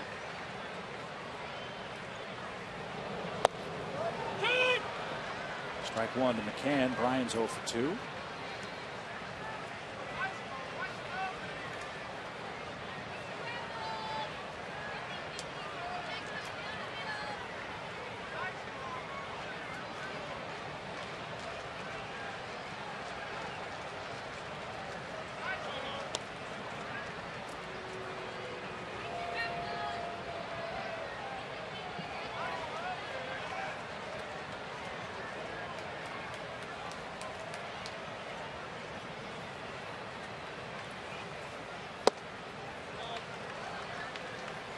I'll say this for the Pirates. They're doing a good job of bird dogging Bourne making him stay close to the bag at second. Barmas is the guy whose responsibility it is,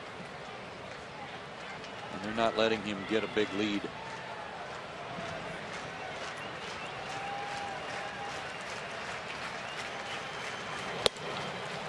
So that may be the Jason Hayward influence from last night too. Swiped third base easily with nobody out.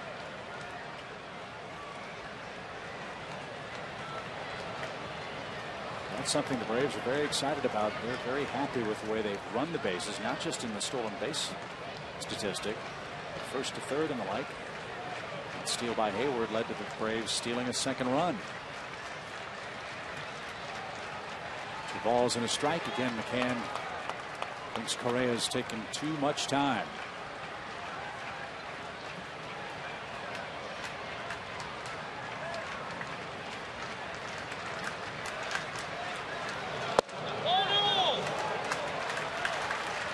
Inside, ball 3. What's he throw now, Joe? Well, I was just thinking, how many times have we seen this pitch today for both sides where left-handers have been check swinging down and in, trying to get their knee out of the way. Both pitchers trying to bury their slider and cutter in on the lefties. I'll give him credit. He hasn't been able to locate it very much, but he's been staying with it. Ball 4. They are loaded. And Dan Uggla is coming up.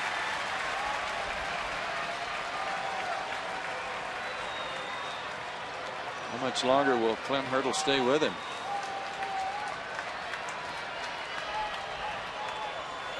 Apparently at least one more batter.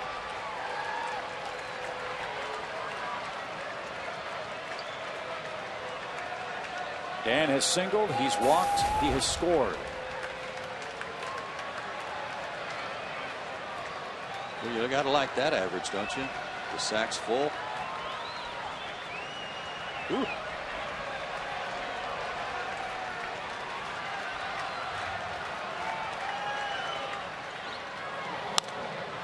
Fouled back to the screen. He had a great cut.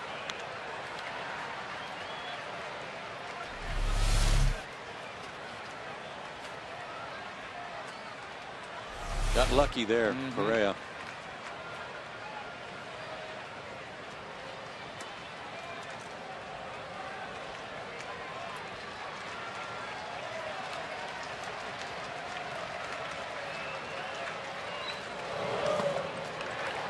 Good stop, McHenry. That saved a run. 1 ball, 1 strike. One of Clint Hurdle's favorite sayings as a manager is it takes courage to have patience. He's being very patient with Correa, who's walked 2 men in this inning of a tie game.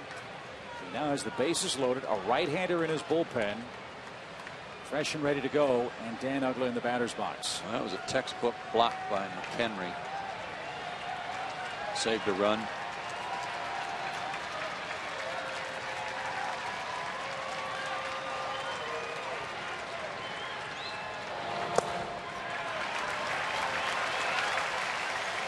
Two balls and a strike.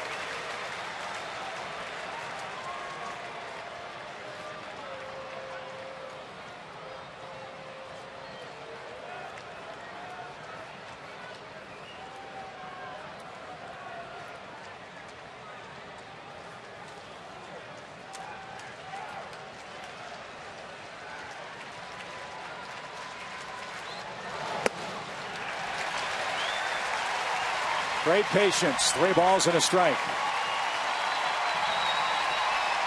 Dan's a high ball hitter. He threw a low fastball and just missed, but that's not where Dan was looking for location when he's ahead in the count. And now he knows he's got to elevate something, or at least try.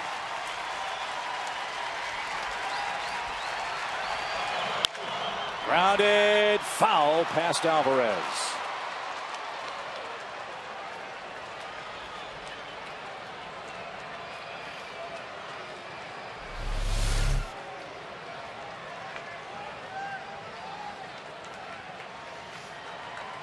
That close.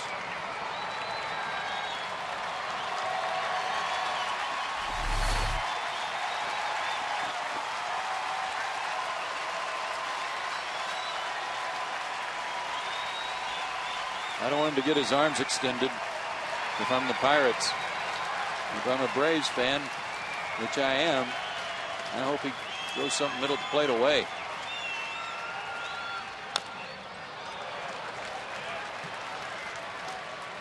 Because Dan can cover it. Correa now to 100 pitches. 53 strikes, 47 balls, 4 walks. 3 straight innings of 20+ pitches.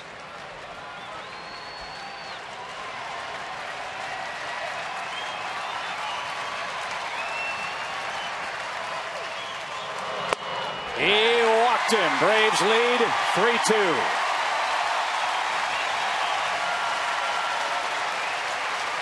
And Clint Hurdle's patience appears to be at an end.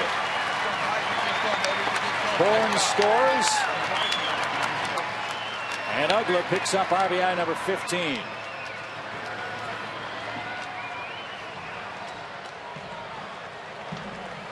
Braves 3, Pittsburgh 2. The merry-go-round continues for the Braves. 3 on, 1 out.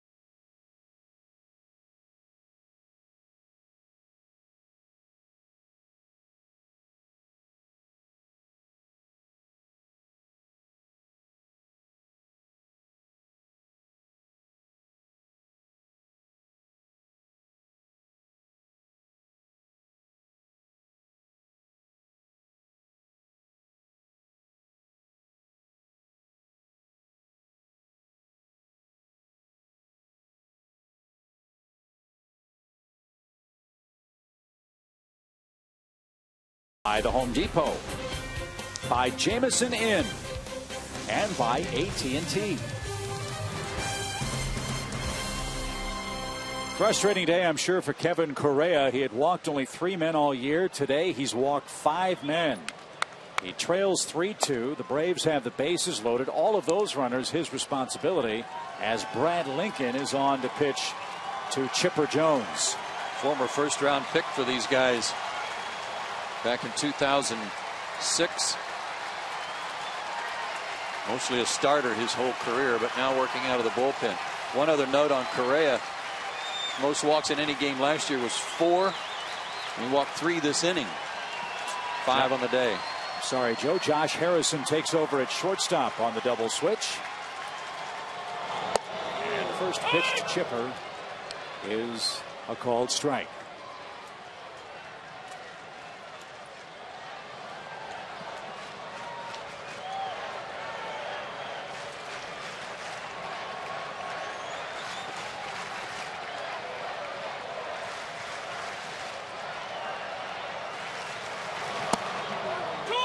Two good pitches as the Braves third baseman down 2 strikes.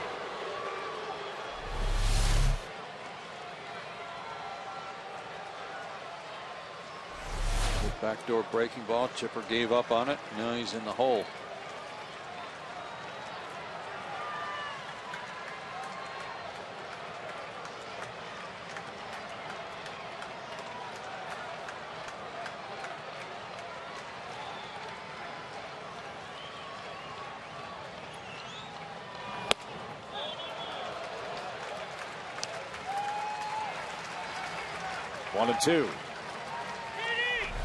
That's some heavy-duty gas right there after a couple of breaking balls to start you to just pull a 94-mile-an-hour heater out of your glove.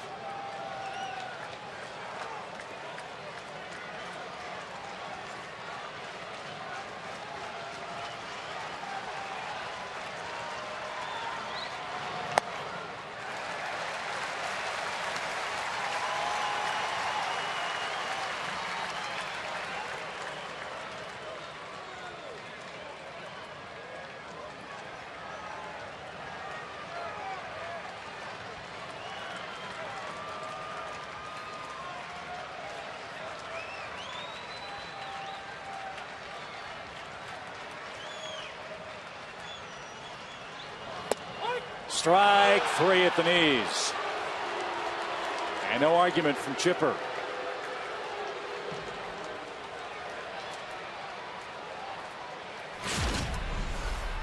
There he is, pitch by pitch. Back-to-back backdoor breaking balls to start Chipper out to go 0-2 in the count. Tries the fastball up. Tried another backdoor breaking ball, missed, and came back to the fastball. And I think Chipper was looking for that breaking ball again and didn't get it.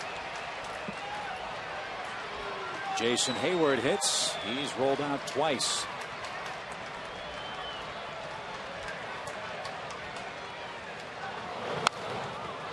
He was right on that 94-mile-an-hour pitch and fouled it straight back.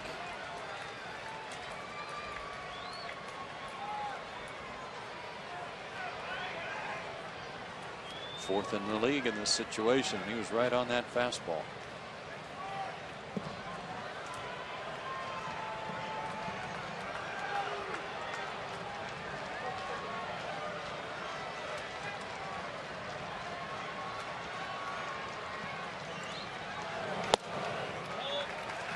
Ball, one strike. Joe, you mentioned last night Jason's been putting in some extra work trying to get his fastball timing down. Yeah, they had a pitching machine set up for him before batting practice yesterday afternoon, just to try to simulate game conditions so he could react a little quicker, slow his bottom half down and let his hands work.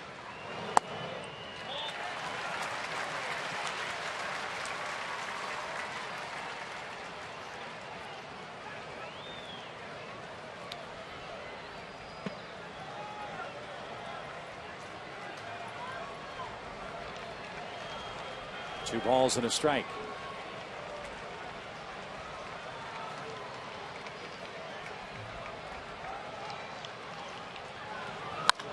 Hot shot foul past first.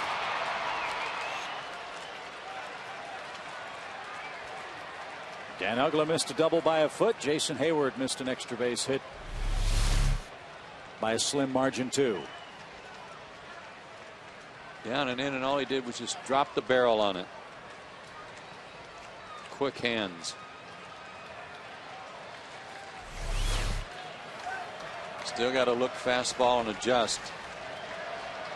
That backdoor breaking ball looked pretty good to Chipper. Might try one here. Jason rolls to second. And Walker makes the peg. Retires the side. Atlanta, though, cashes in a bases-loaded walk to Dan Uggla. That makes a leader of Tim Hudson as we go to the sixth inning.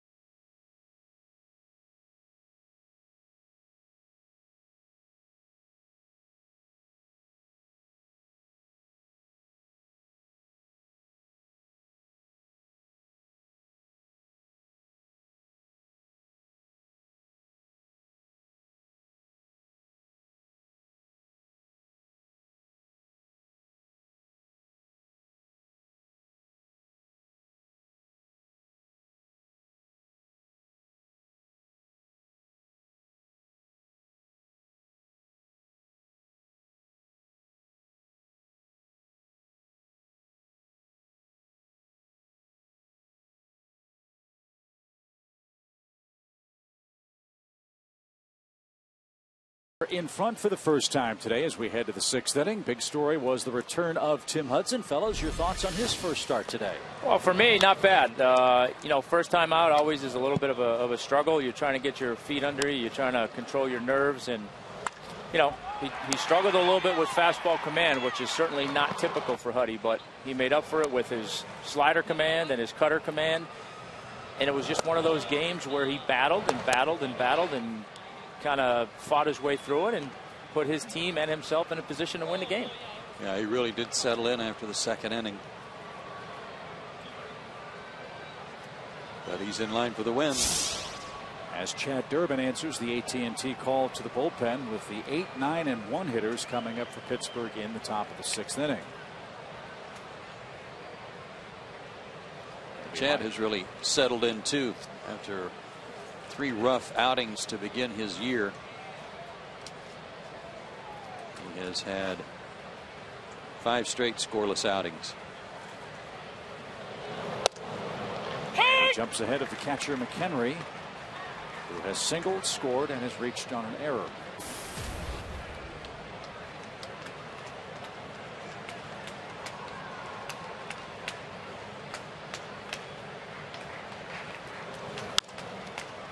Chad quickly ahead, no balls, 2 strikes. This is that 6th inning bridge right here in that Medlin worked 3 innings 2 nights ago. Last night, Livan an inning and 2/3, and Christian Martinez 3 innings. So those guys are not available for much today. Medlin might be. So you need one guy to give you 1 inning to get to O'Flaherty, Venners, and Kimbrel to finish it up if that's the way the score stands or stays. And the positive side too is, as good as those guys have been, those latter 3 pitchers you mentioned are very well rested. McHenry pops it up. That's into shallow center. Michael Bourne gallops in, and Durbin gets his first man. This MLB on Fox season, Fox Sports is proud to support Boys and Girls Club of America, a place where youth can reach their full potential as productive, caring, responsible citizens. To learn more, please visit greatfutures.org/Fox Sports.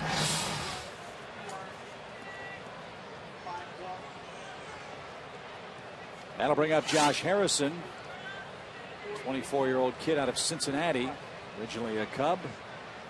Came to the Pirates in a trade in 2009.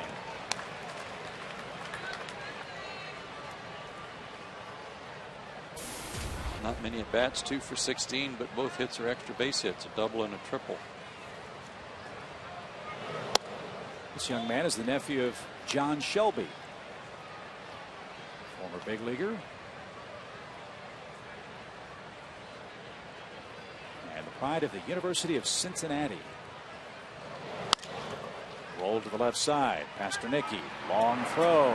Got his man by a step. 2 outs. Back to the trivia question. It's brought to you by AT UVerse.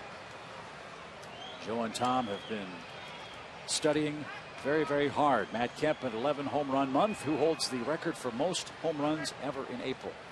My guess is Willie Stargell. I was going to say I have absolutely no idea. I don't know. I got nothing. I'll say A-Rod. Alex Rodriguez. Tension mounts. Ken Griffey, I'm going with. That's a good answer. That is all. And the answer is. Way to go. Does half credit count? Sure. No, I'm giving you full. Roller toward first. Durbin, a very important and very effective 6th inning. 3 outs on 9 pitches. 3-2 Atlanta. Braves trying to add some more at home.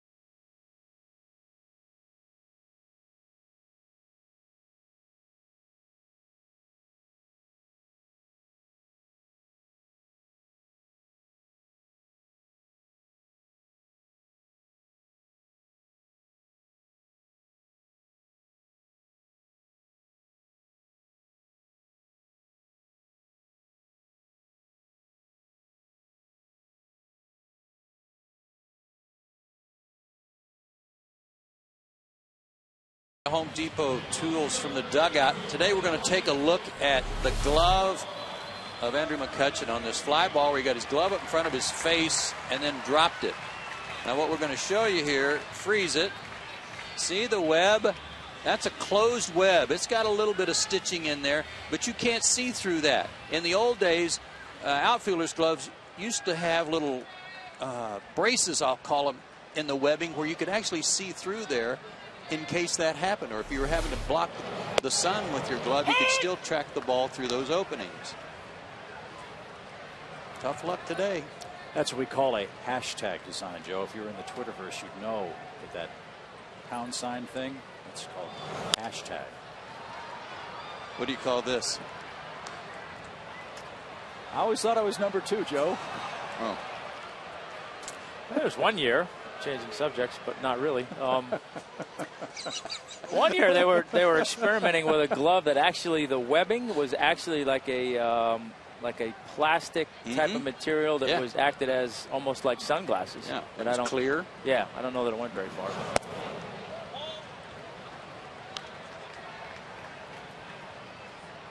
And speaking of hashtags, there you go. Oh, okay. Gotcha. Well, Joe's had an extra row on his, Yeah. so this was more of a tic-tac-toe symbol than a hashtag. It was multi-hashed.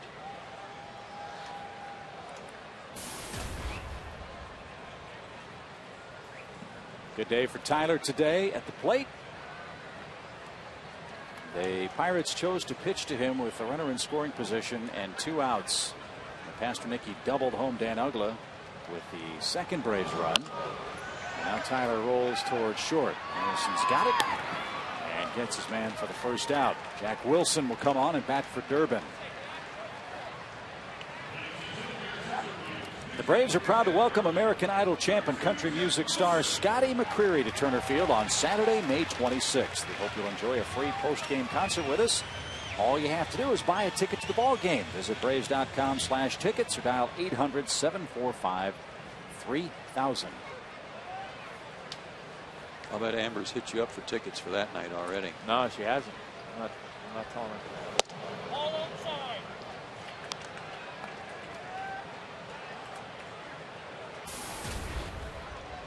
It's a game you won't want to miss, folks. The Nationals will be in town. What's the date again? May 26th. It's a Saturday afternoon, 4:05 start. Memorial Day weekend. That'll be our first look at Washington this year.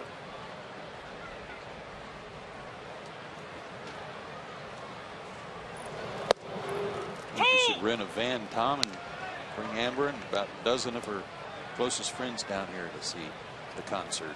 I'm not sure if I'm doing a game that day or not, but if I'm not, I'm guessing I'll be knee deep in Little League baseball tournament games that weekend.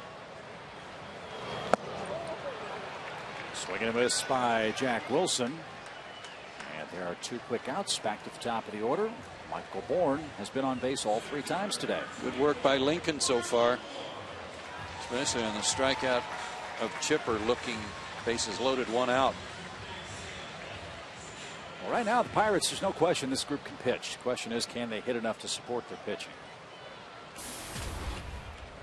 Today just 2 runs for Pittsburgh. Called strike to Michael.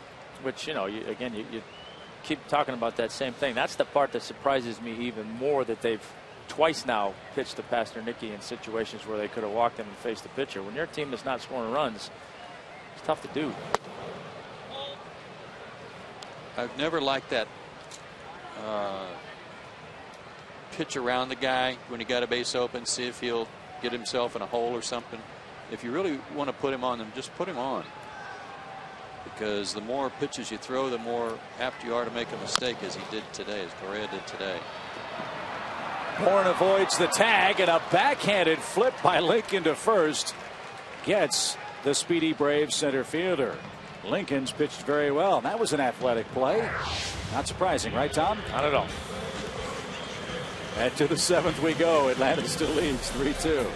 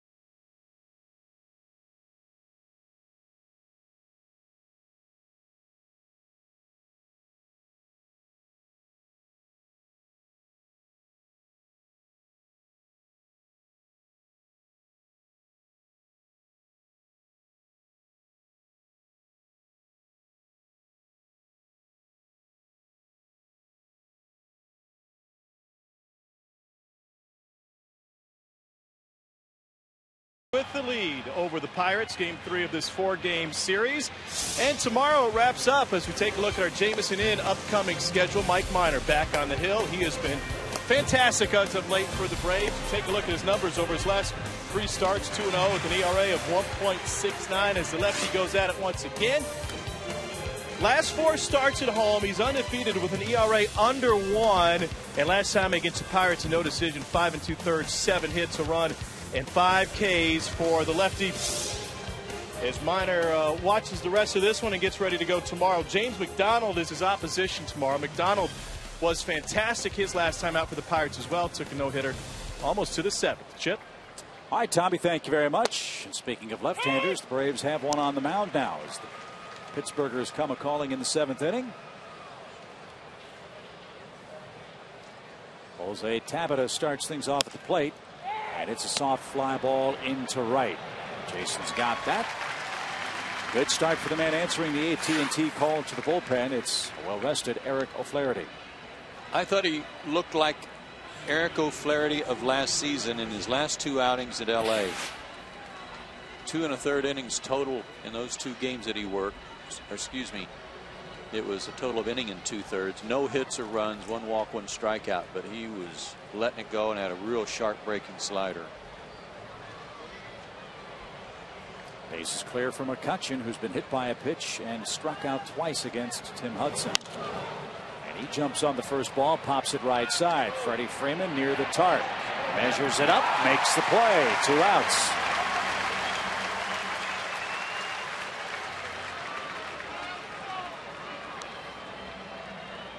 With O'Flaherty coming into the ball game, remember Jack Wilson pinch hit. Jack stays in the game to play shortstop over the final 3 innings. Now Garrett Jones bats. Jones 1 for 3 with a double.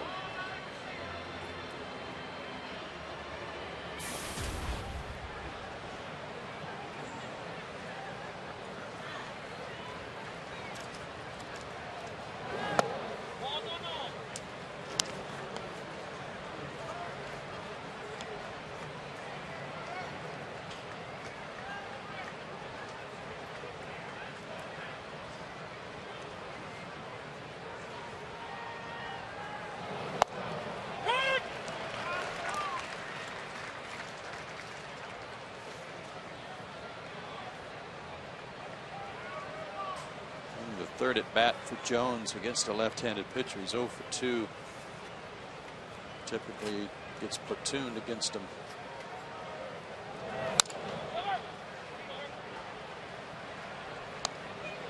Eric jumps ahead of him, a ball and 2 strikes.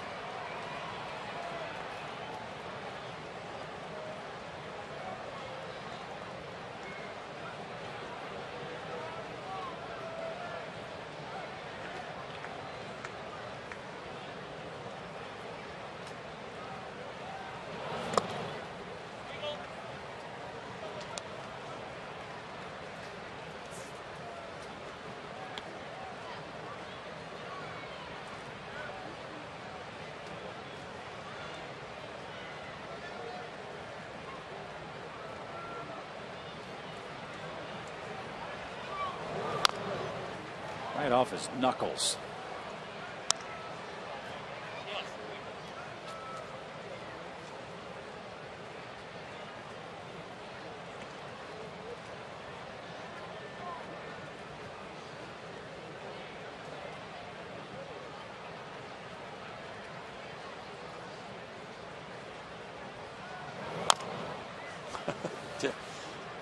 It's like a replay. 3 in a row.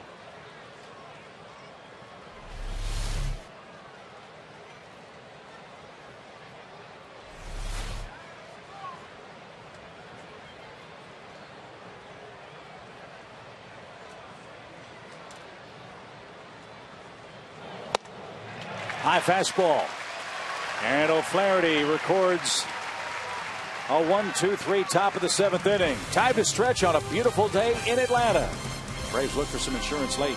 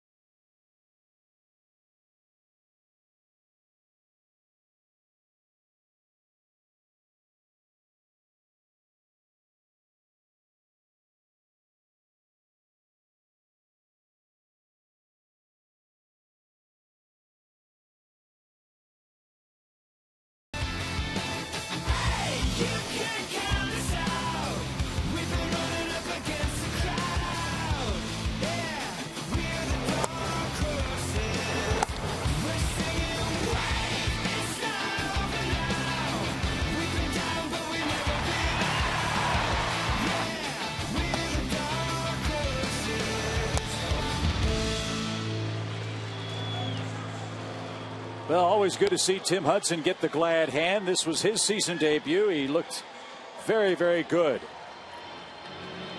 And he has qualified for the victory if Atlanta can hold on to what is now a 3-2 advantage heading to the home half of the 7th inning. Hope you enjoyed the ball game today. Joe Simpson, Tom Glavine, Chip Carey. Fun afternoon here at Turner Field. Well, sorry, Joe. It's been a good game, but it's been a little bit of an ugly game. A lot of walks, some errors, and a lot of crazy things going on. But the most important thing, I think, from a Braves standpoint is Huddy was out there. He looked good, and hopefully tomorrow will be a good indication of where he's at. Looked 100% to me. I mean, you don't expect him to be a mid-season form on his first start, but he really settled in and pitched well after the first couple of innings. But I was going to say about that recap there, that summary, seems like Michael Bourne's on that thing every day because he's doing great work getting on base and stirring things up for the offense. It's great to see.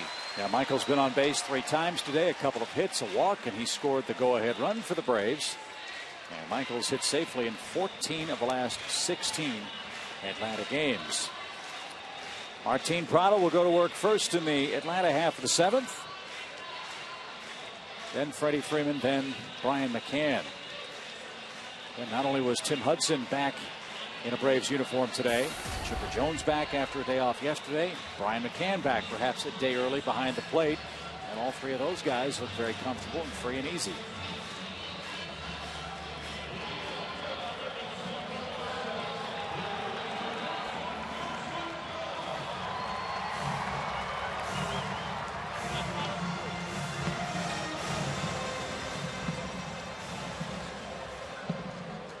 So we're ready to go with Prado. Martin has reached on an error. He's walked and he's hit into a double play. And he jumps on the first pitch and drives it a mile to center field. McCutchen going back. There's some insurance. Solo home run, Prado.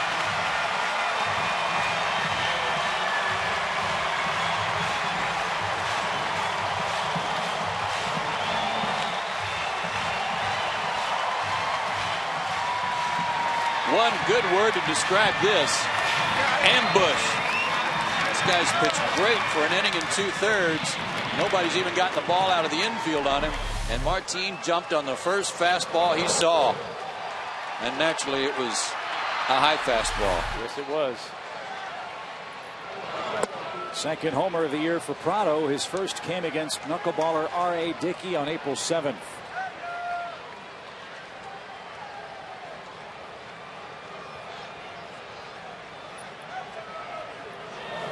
How about the 1-2 punch, Joe, at the top of the order? You mentioned all the good work Michael Bourne's done.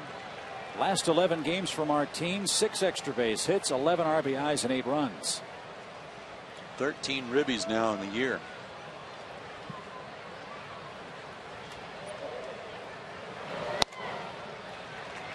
Now Freeman way ahead, 3 balls, no strikes. Got a nice distribution of RBIs throughout the lineup right now, with guys racking up a lot of them. Martin at 13. Freddie leads the team with 16. Ugla 14. Chipper 12. And McCann and Hayward with 9 each. About to reach double figures.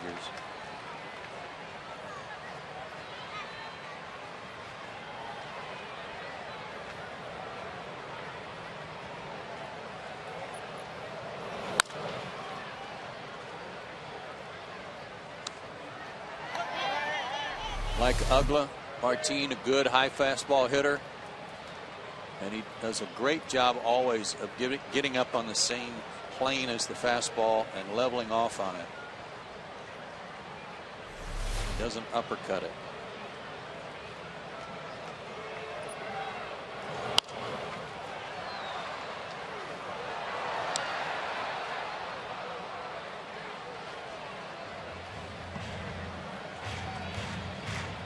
Home run by Prado gives the Braves 22 of them now this year. Braves came into play today, 5th in the National League in most home runs. And a line drive the other way for Freeman.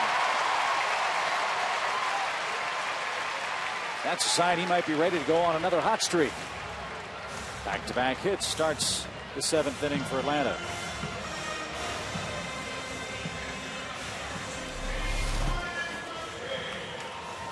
Ball out away from him where he could extend his arms and go get it. Nice controlled short swing.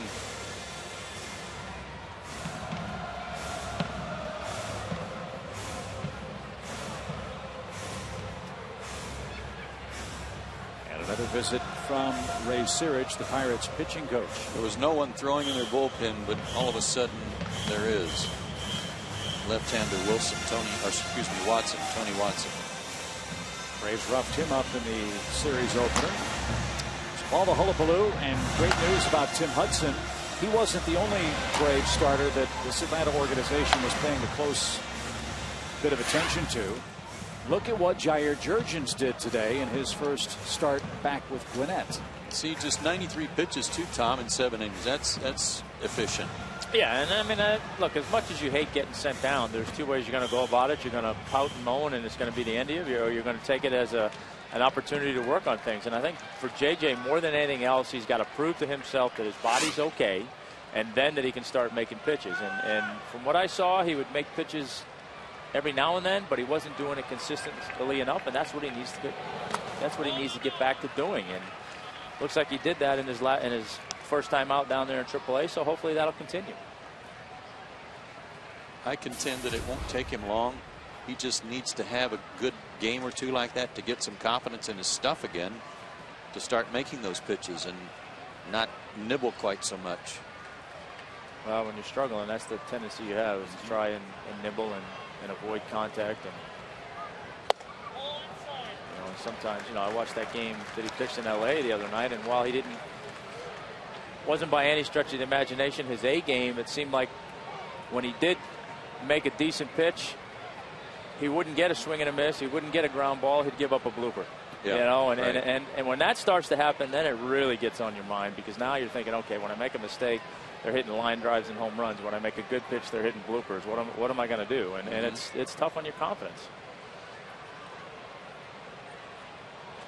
2 balls, no strikes. Ryan showed bunt with, again, the Pirates shifting very late in the opening sequence of this at bat. Yeah, it's almost like they waited until it got to be a 2-0 hitters count, and then they made the shift, figuring he would try to pull something, and he was ready to put a bunt down instead.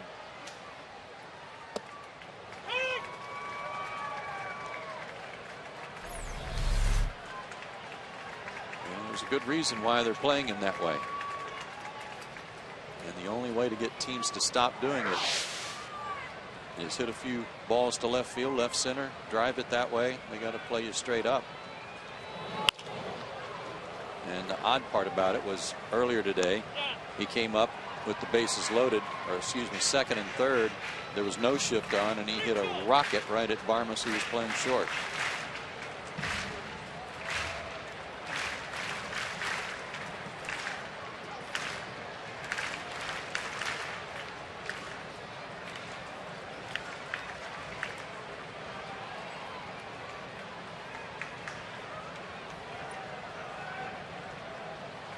Freeman's running, and McCann takes ball 4. So Lincoln may be running out of steam in this 7th inning. A homer, a single, and a walk. Dan Uggla coming up with 2 on, nobody out.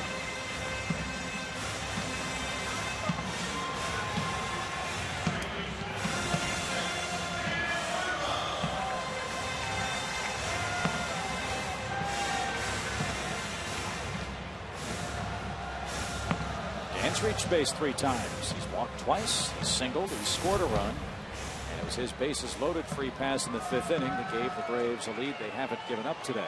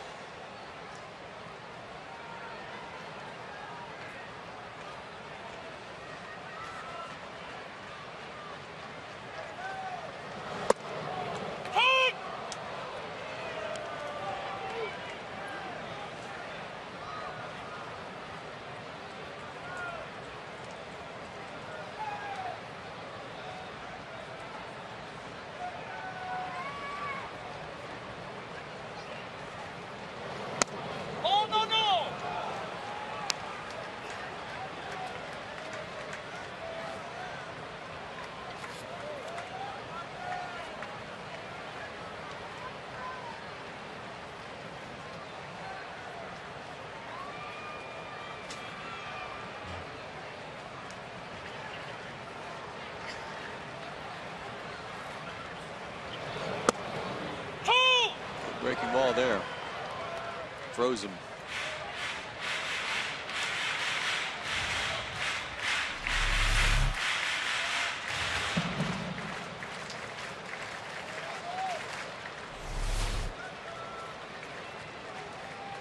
Dan will have to protect now. 1 ball, 2 strikes. Braves have a 4-2 lead. A Martin Prado homer started this 7th inning. And now Dan pops one into right. Tabata makes the grab. 1 out.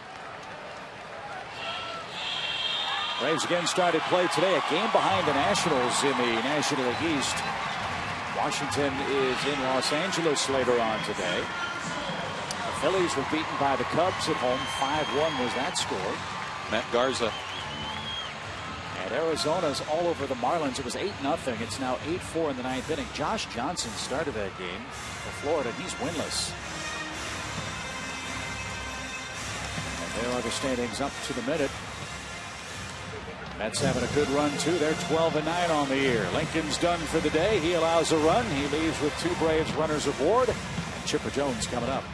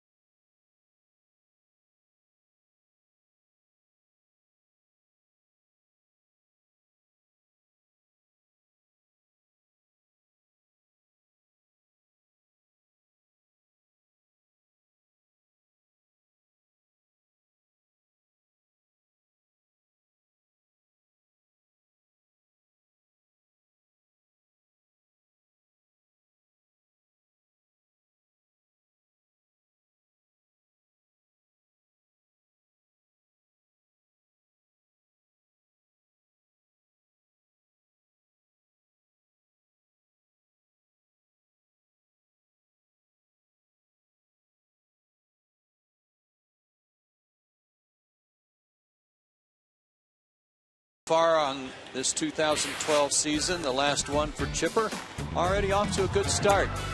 Second at bat of the season, a long homer in Houston.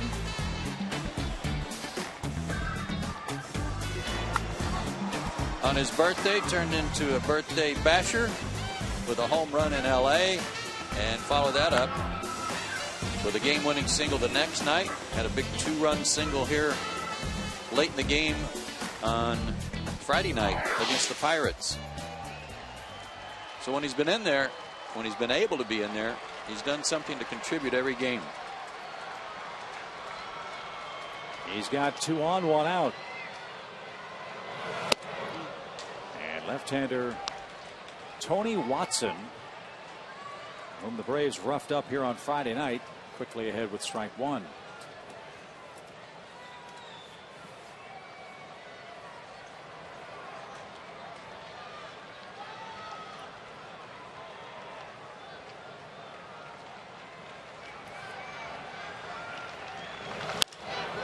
Fly ball right center field. Tabata on the run is going to catch up.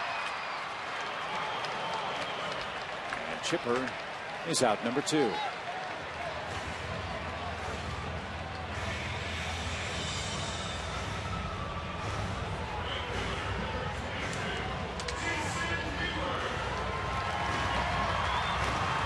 He's hit a couple of balls hard today to the opposite field. Needed that one a little more to the gap. Yeah, it looked for a minute like it might sneak its way in there, but Tabata was able to run it down.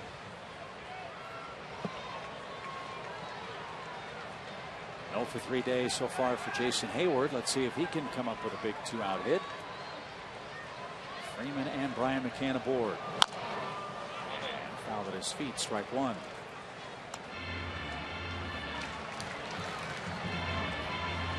A lot of bruised shins tonight.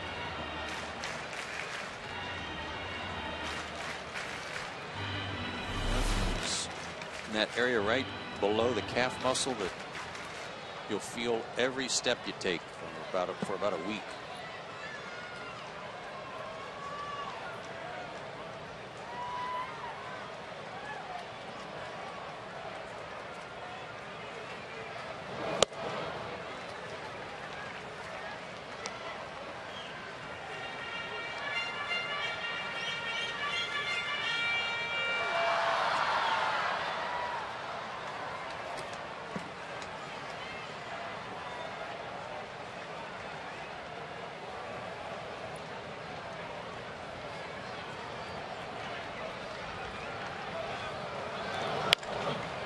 Little pop behind third. And Harrison makes the running catch. That ball looked like it was ready to pop out of the glove. But Watson restores some order. Not before, though, Martin Prado hits a long solo home run. His second long ball of the season. That extends the Braves' lead to 4-2 as we go to the top of the eighth.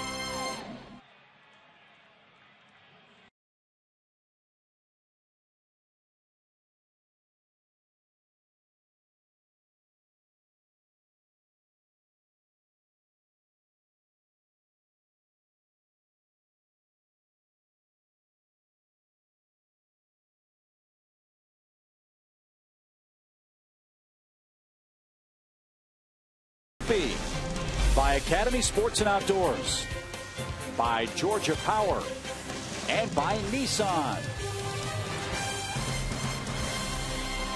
It's the eighth inning now here in Atlanta. Braves 4, Pirates 2, game 3 of our 4-game series. Another AT call to the bullpen. Fredi Gonzalez will bring on left-hander Johnny Venters. And fellas, this man is on quite a bullpen roll. Struck out the last 7 guys he faced on the road trip. And that streak continues into today.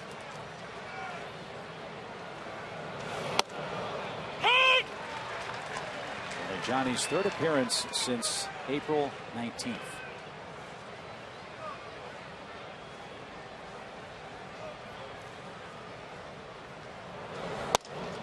In fact, Fredi Gonzalez was joking before the game that, heck, Johnny's having to get some work on the side just to stay sharp after all the appearances he made last year. That's a good thing. Can manage that. The strikeout streak will end, but the good work continues. Walker's retired, 1 away in the 8th.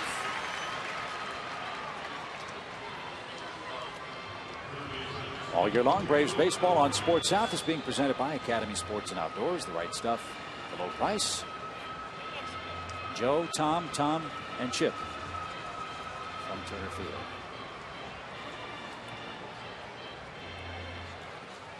Here's Alvarez.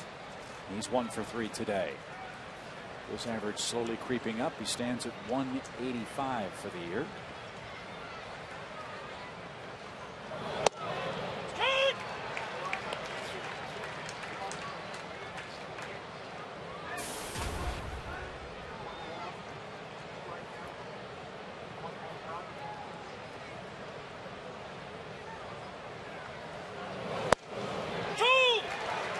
Two. Generates a lot of velocity, doesn't he, from that short arm delivery? Yeah, it really does. And a lot of movement. It's amazing how much his ball moves as hard as he throws.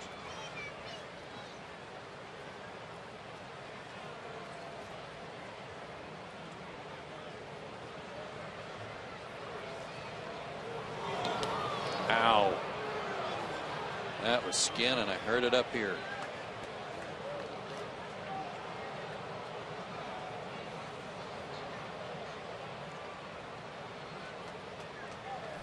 It's a 95-mile-an-hour one hopper.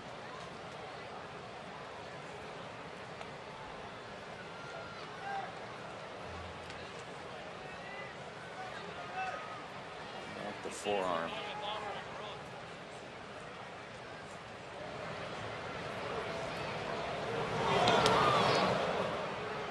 As they say, that's going to leave a mark.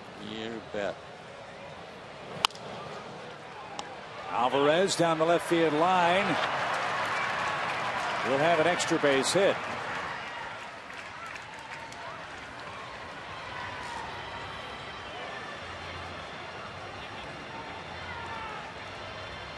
That's 3 doubles for Alvarez in this series. He had 1 all year coming in.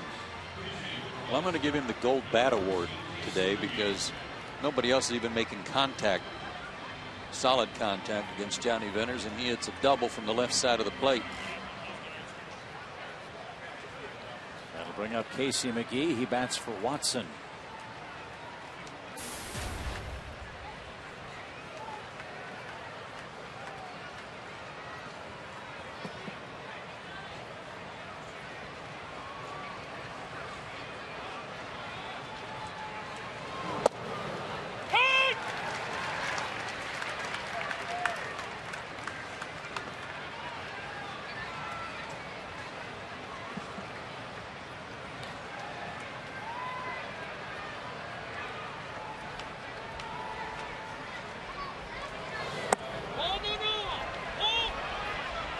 No swing. 1 ball, 1 strike.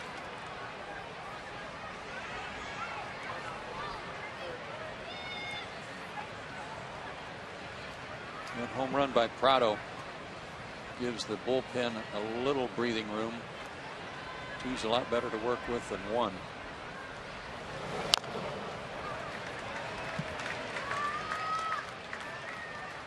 That's something else the Braves have been good at so far this year, though, is during this good run they've been on, they've had those add-on runs to add the leads.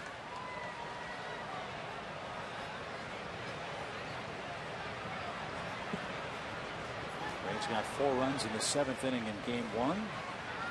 Prado's solo homer in today's 7th inning. And McGee went around and is down on strikes. No need to appeal that one.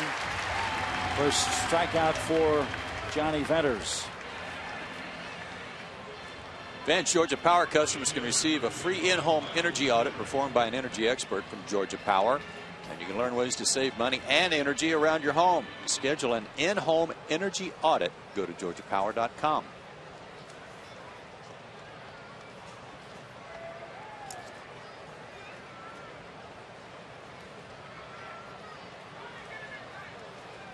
Quick meeting on the mound with the Braves battery as Mike McHenry comes up. McHenry's 1 for 3 with a run scored.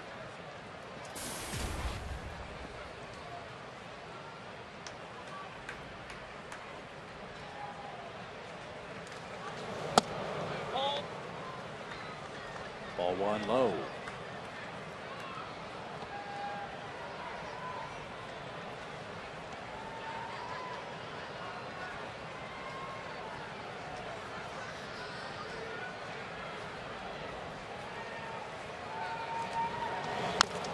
Mentioned McHenry was the Iron Man in that 19-inning marathon last year between the Braves and Pirates.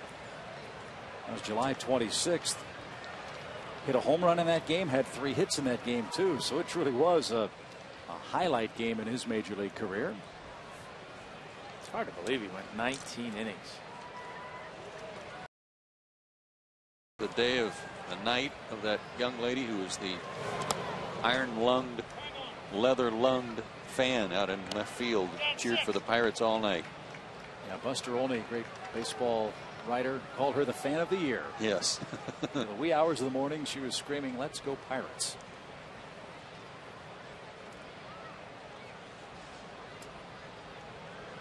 Two balls and a strike.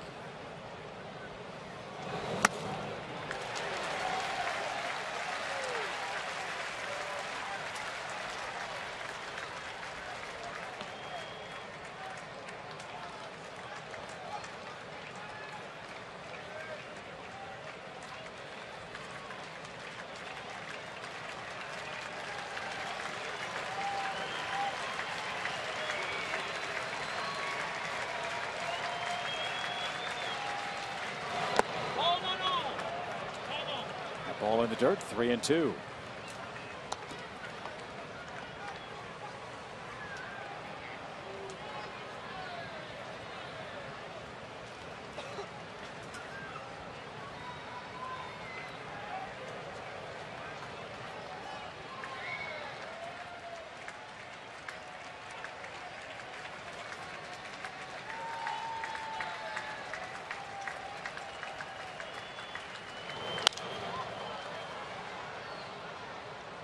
Do it again.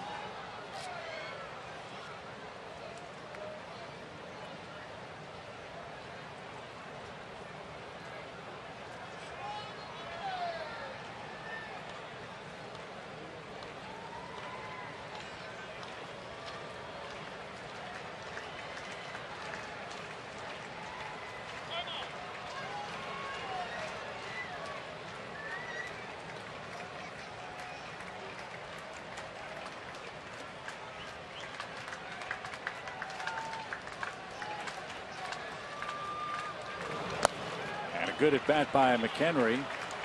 He walks and represents the tying run. Now Harrison will bat for the second time today.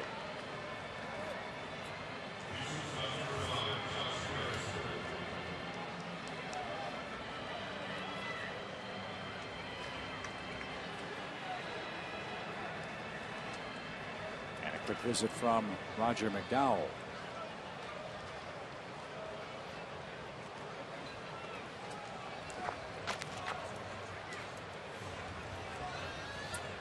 Fans, come out to Alumni Weekend, June 8th through the 10th, as Braves face the Blue Jays. On Friday night, be here to watch the Braves retire John Smoltz's number 29 in the pregame ceremony on the field. For details, visit Braves.com/Smoltz or call 800-745-3000. See, what I think would be a good idea is when they retire his number, hang it up there between you and Maddox and just have a speaker with a loop with just jokes going all the time, telling jokes to your 2 numbers. No, don't flatter him. Don't give him any more flattery when it comes to those jokes. You know he's working on him. As you see, Josh Harrison, this guy was as I mentioned, a great hitter at the University of Cincinnati. Last year, 65 games, 195 big league at bats, 3 walks. He likes to swing the bat.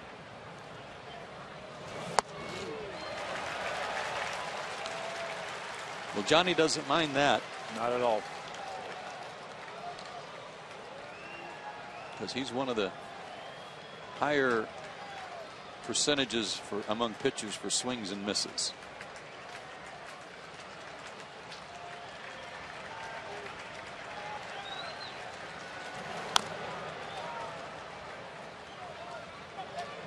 Harrison stays alive at 0-2. There's an old adage in baseball about throwing a fastball and just going up the ladder a little bit higher till the guy eventually strikes out. I don't know what you call it when you just keep throwing that slider farther in. I don't know, just shoes, knees, hips. See how far you can get him to chase it.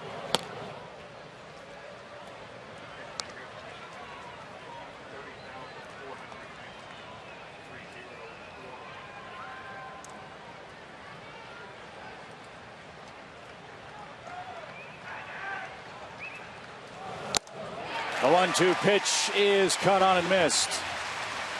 Second strikeout for Johnny Venters. That sends the game to the bottom of the 8th inning. Braves in control. It's a 4-2 score.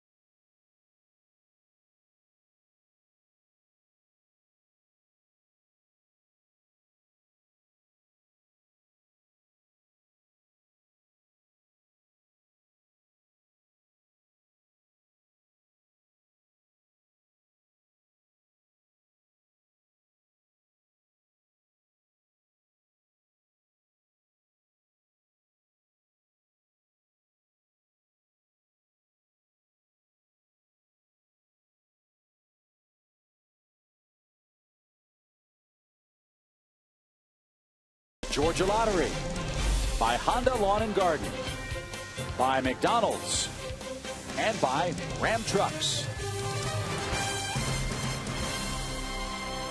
Bottom of the 8th inning, Braves 4, Pirates 2. Atlanta trying to win 2 of the first 3 games of this series. We're back against the Pirates here tomorrow night. Mike Minor and James McDonald will be the starting pitchers. Good crowd here today, 30,419. The turnstile count. And it'll be Eric Hinsky batting for Johnny Venters. And he'll face Evan Meek. Meek on for the 9th time this year. 0-0 with a 6.23 ERA.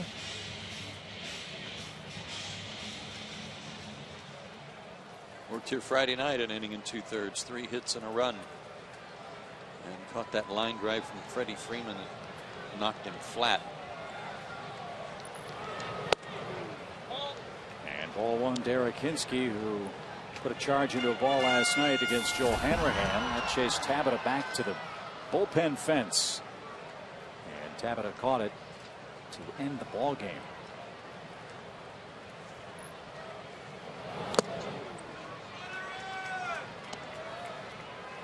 And here we go. It's almost like once there's 2 pitches made, the Pirates employ the shift. I guess they figure they're not going to bunt with 1 strike. 0-0 or 1-0, they might bunt.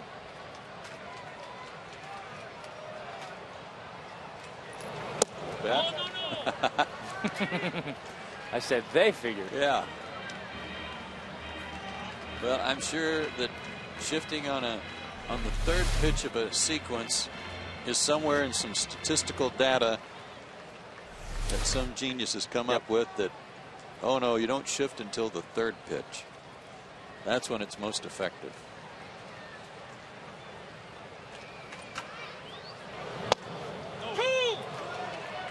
Two balls, 2 strikes.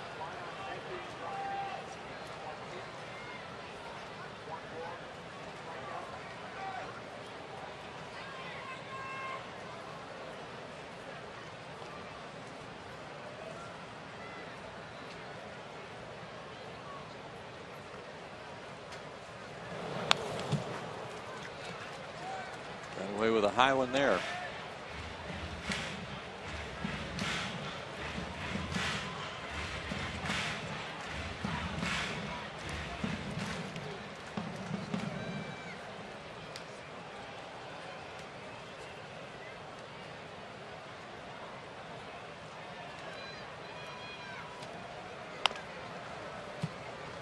Battle by Eric Hinsky here. 2 balls, 2 strikes.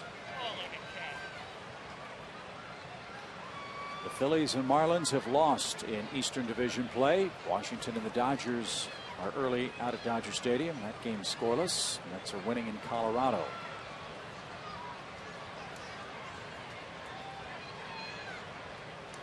Santana in that one. Isn't it looking for his first win of the year?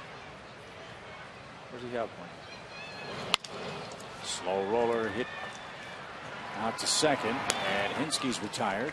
1 down. Whatever his record, he's just happy the Mets have scored some runs for him. I don't think he had a run all year until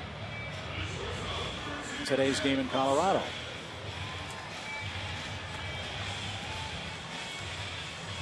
Here's Jack Wilson.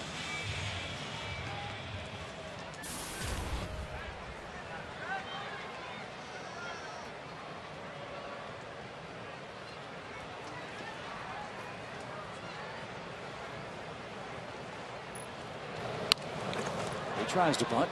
It's popped into the seats.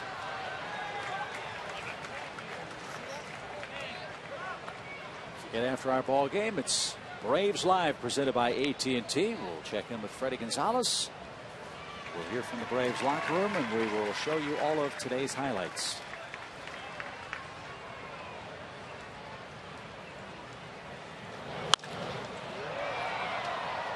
A fly ball to left.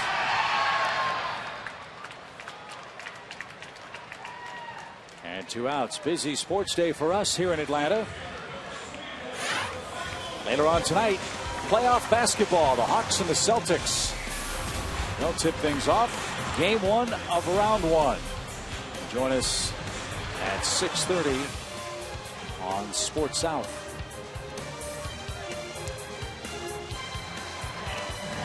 This should be a good series.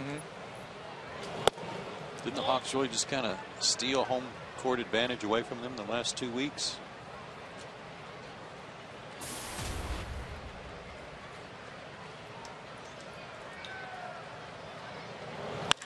Bourne, another hit.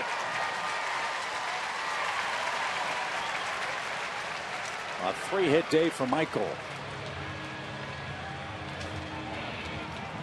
He's closing in on 350 for an average. 3 hits and a walk today. And I'm saying he's going to try and catch up to Hayward right here. Yeah.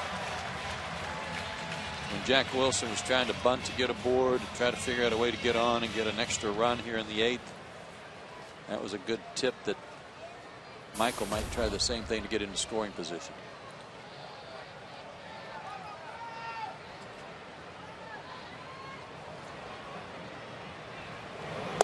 Doesn't go on the first pitch. Matt Kemp leads the National League in hits at the start of play today with 34.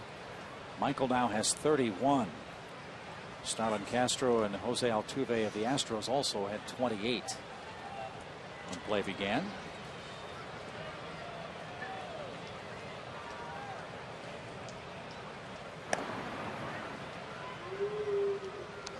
Pablo Sandoval of the Giants is 3rd in hits, tied with Adam LaRoche of Washington, 27.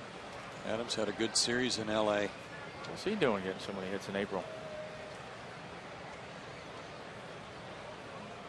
Way out of character.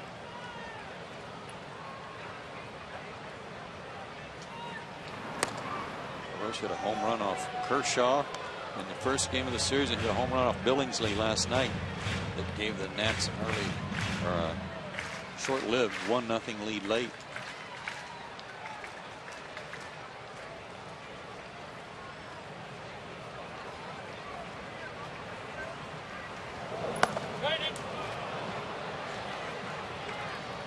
To Prado. Braves have a 2-run lead thanks to Martin tomahawking this first pitch from Brad Lincoln, leading off the 7th, a 405-footer.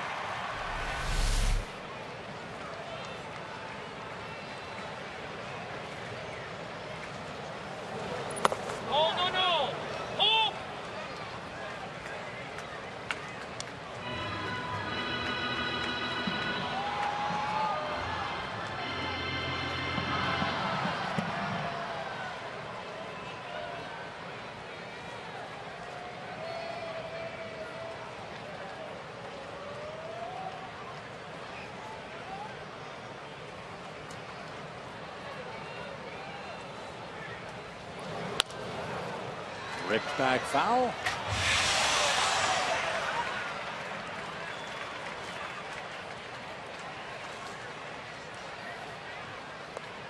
That went in somebody's booth.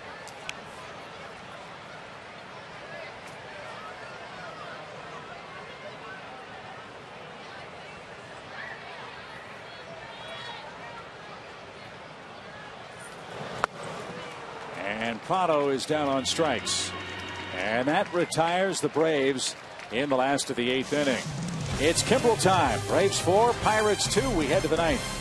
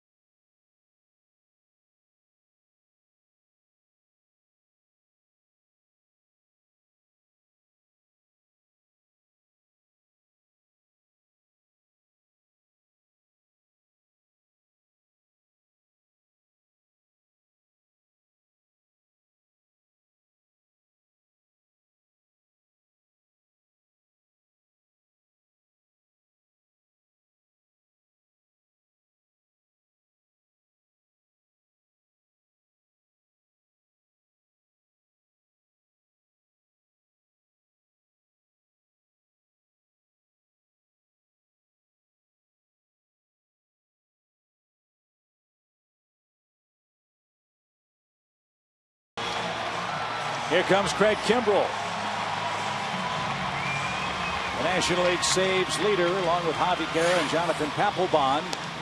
Kimbrel has 7 saves, looking for number 8 as he protects a 4-2 lead for Tim Hudson. And the top of the Pirates order coming up. On for the 9th time this year, as Chip said, 7 of 7 save opportunities. And kind of along the lines of Johnny Venters. 8 of his last 9 outs have been strikeouts. So back into this game, teams aren't making too much contact. It's gone according to plan here ever since Freddie Gonzalez went to Chad Durbin for that bridge inning in the 6th, and he had a 1-2-3 inning. And O'Flaherty and Venters have done their job. Now time for Kimbrel to finish it up. Craig's last save, ironically enough, was also a 4-2 game. That came against the Dodgers. When the Braves struck for 3 runs, 5 hits off Javi Guerra, the Los Angeles closer.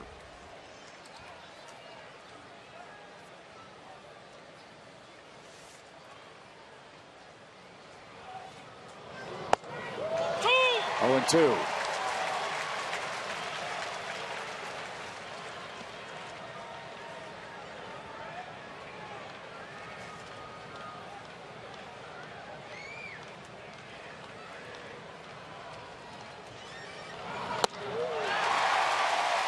Three pitches, retires Presley.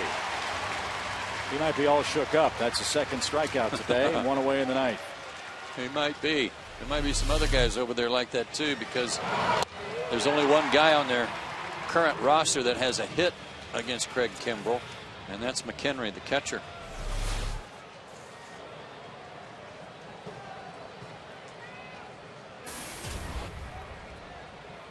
Two singles, 2 RBIs for Tabata, 2 flyouts to right. And Craig misses high, 1 ball, no strikes.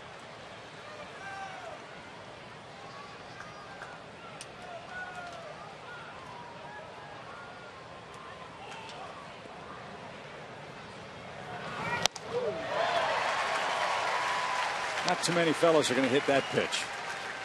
He's mad at himself for not hitting it, but I agree with you.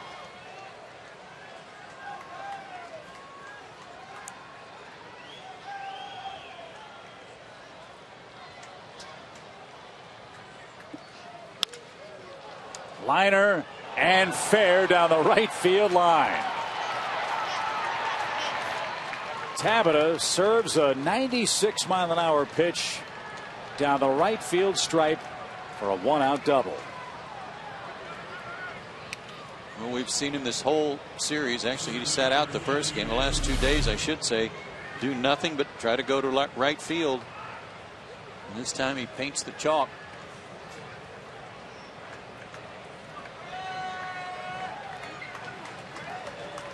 So the Pirates bring the potential tying run.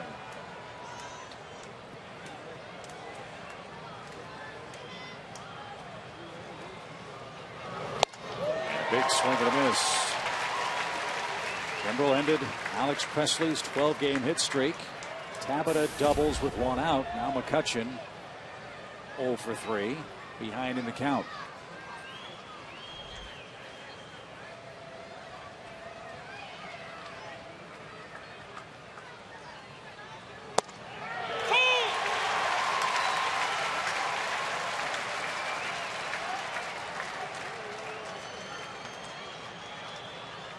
You're talking about Venners and how much movement he creates, even though he throws so hard, Tom. It's almost not fair for Kimbrel, too, to be able to throw upper 90s and have the kind of bite he has on his slider, too.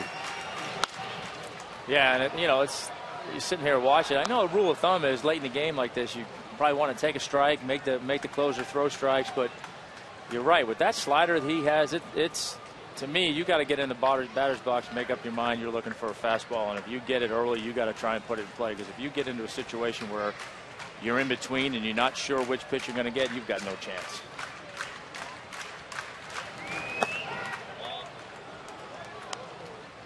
Because even with that slider, as good as it is, you might guess right, but it's still going to be awful tough to square it up. Yeah, why look for it if you can't hit it? 1 ball, 2 strikes. Back to the mound. Kimbrel makes the smart play to first. Tabata to third, 2 outs. And Garrett Jones, the final obstacle in the top of the 9th. I don't know if he was really thinking about going to third, but there were 5 guys on the infield and about 15 more in the dugout, all screaming at the top of their lungs, "First!" And I got to be honest with you, there was one broadcaster sitting between you guys who was getting ready to say the same thing. I was getting ready to yell, "No!" Here's Jones. That one swung on and missed. It gets away from McCann. He can't find it, and Tabata will stride home with the 3rd run. Brian's claiming it was a foul ball, that he foul tipped it. There were 2 noises, one off the shin guard, and I don't know if the other one was off the bat or off the dirt. Doug Eddings is going to check. But not without some extra verbal prodding from McCann. Look at his foot. Yeah. It did not hit the bat.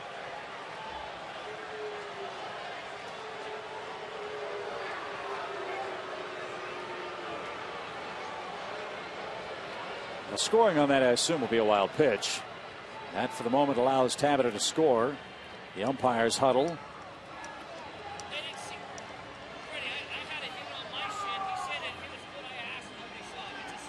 It's almost impossible for the base umpires to see if it hit the bat. So it'll stand.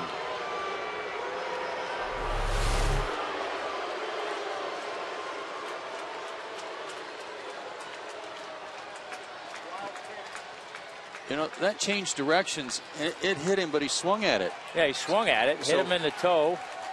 I mean, so if he hadn't swung, he could theoretically be on first. Yeah.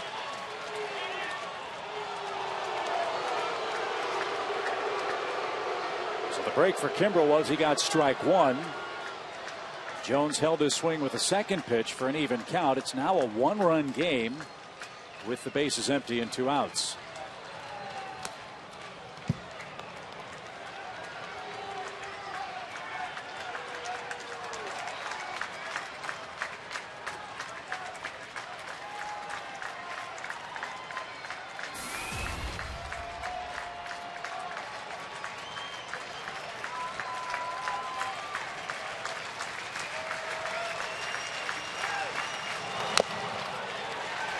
Now Craig 1 strike away, 2-2.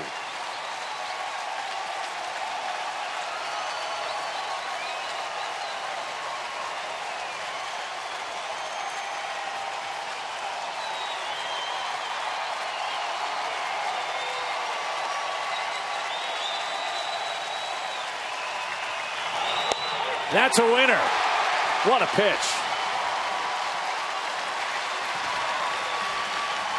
Kimbrel strikes out Garrett Jones, and the Braves beat the Pirates. Tim Hudson's return a success. He's the winning pitcher. Braves have a 2-1 series lead over the Pirates with one more to play here tomorrow night. Kimbrel the save, 4-3 the final. Back to talk about it here at Turner Field after this.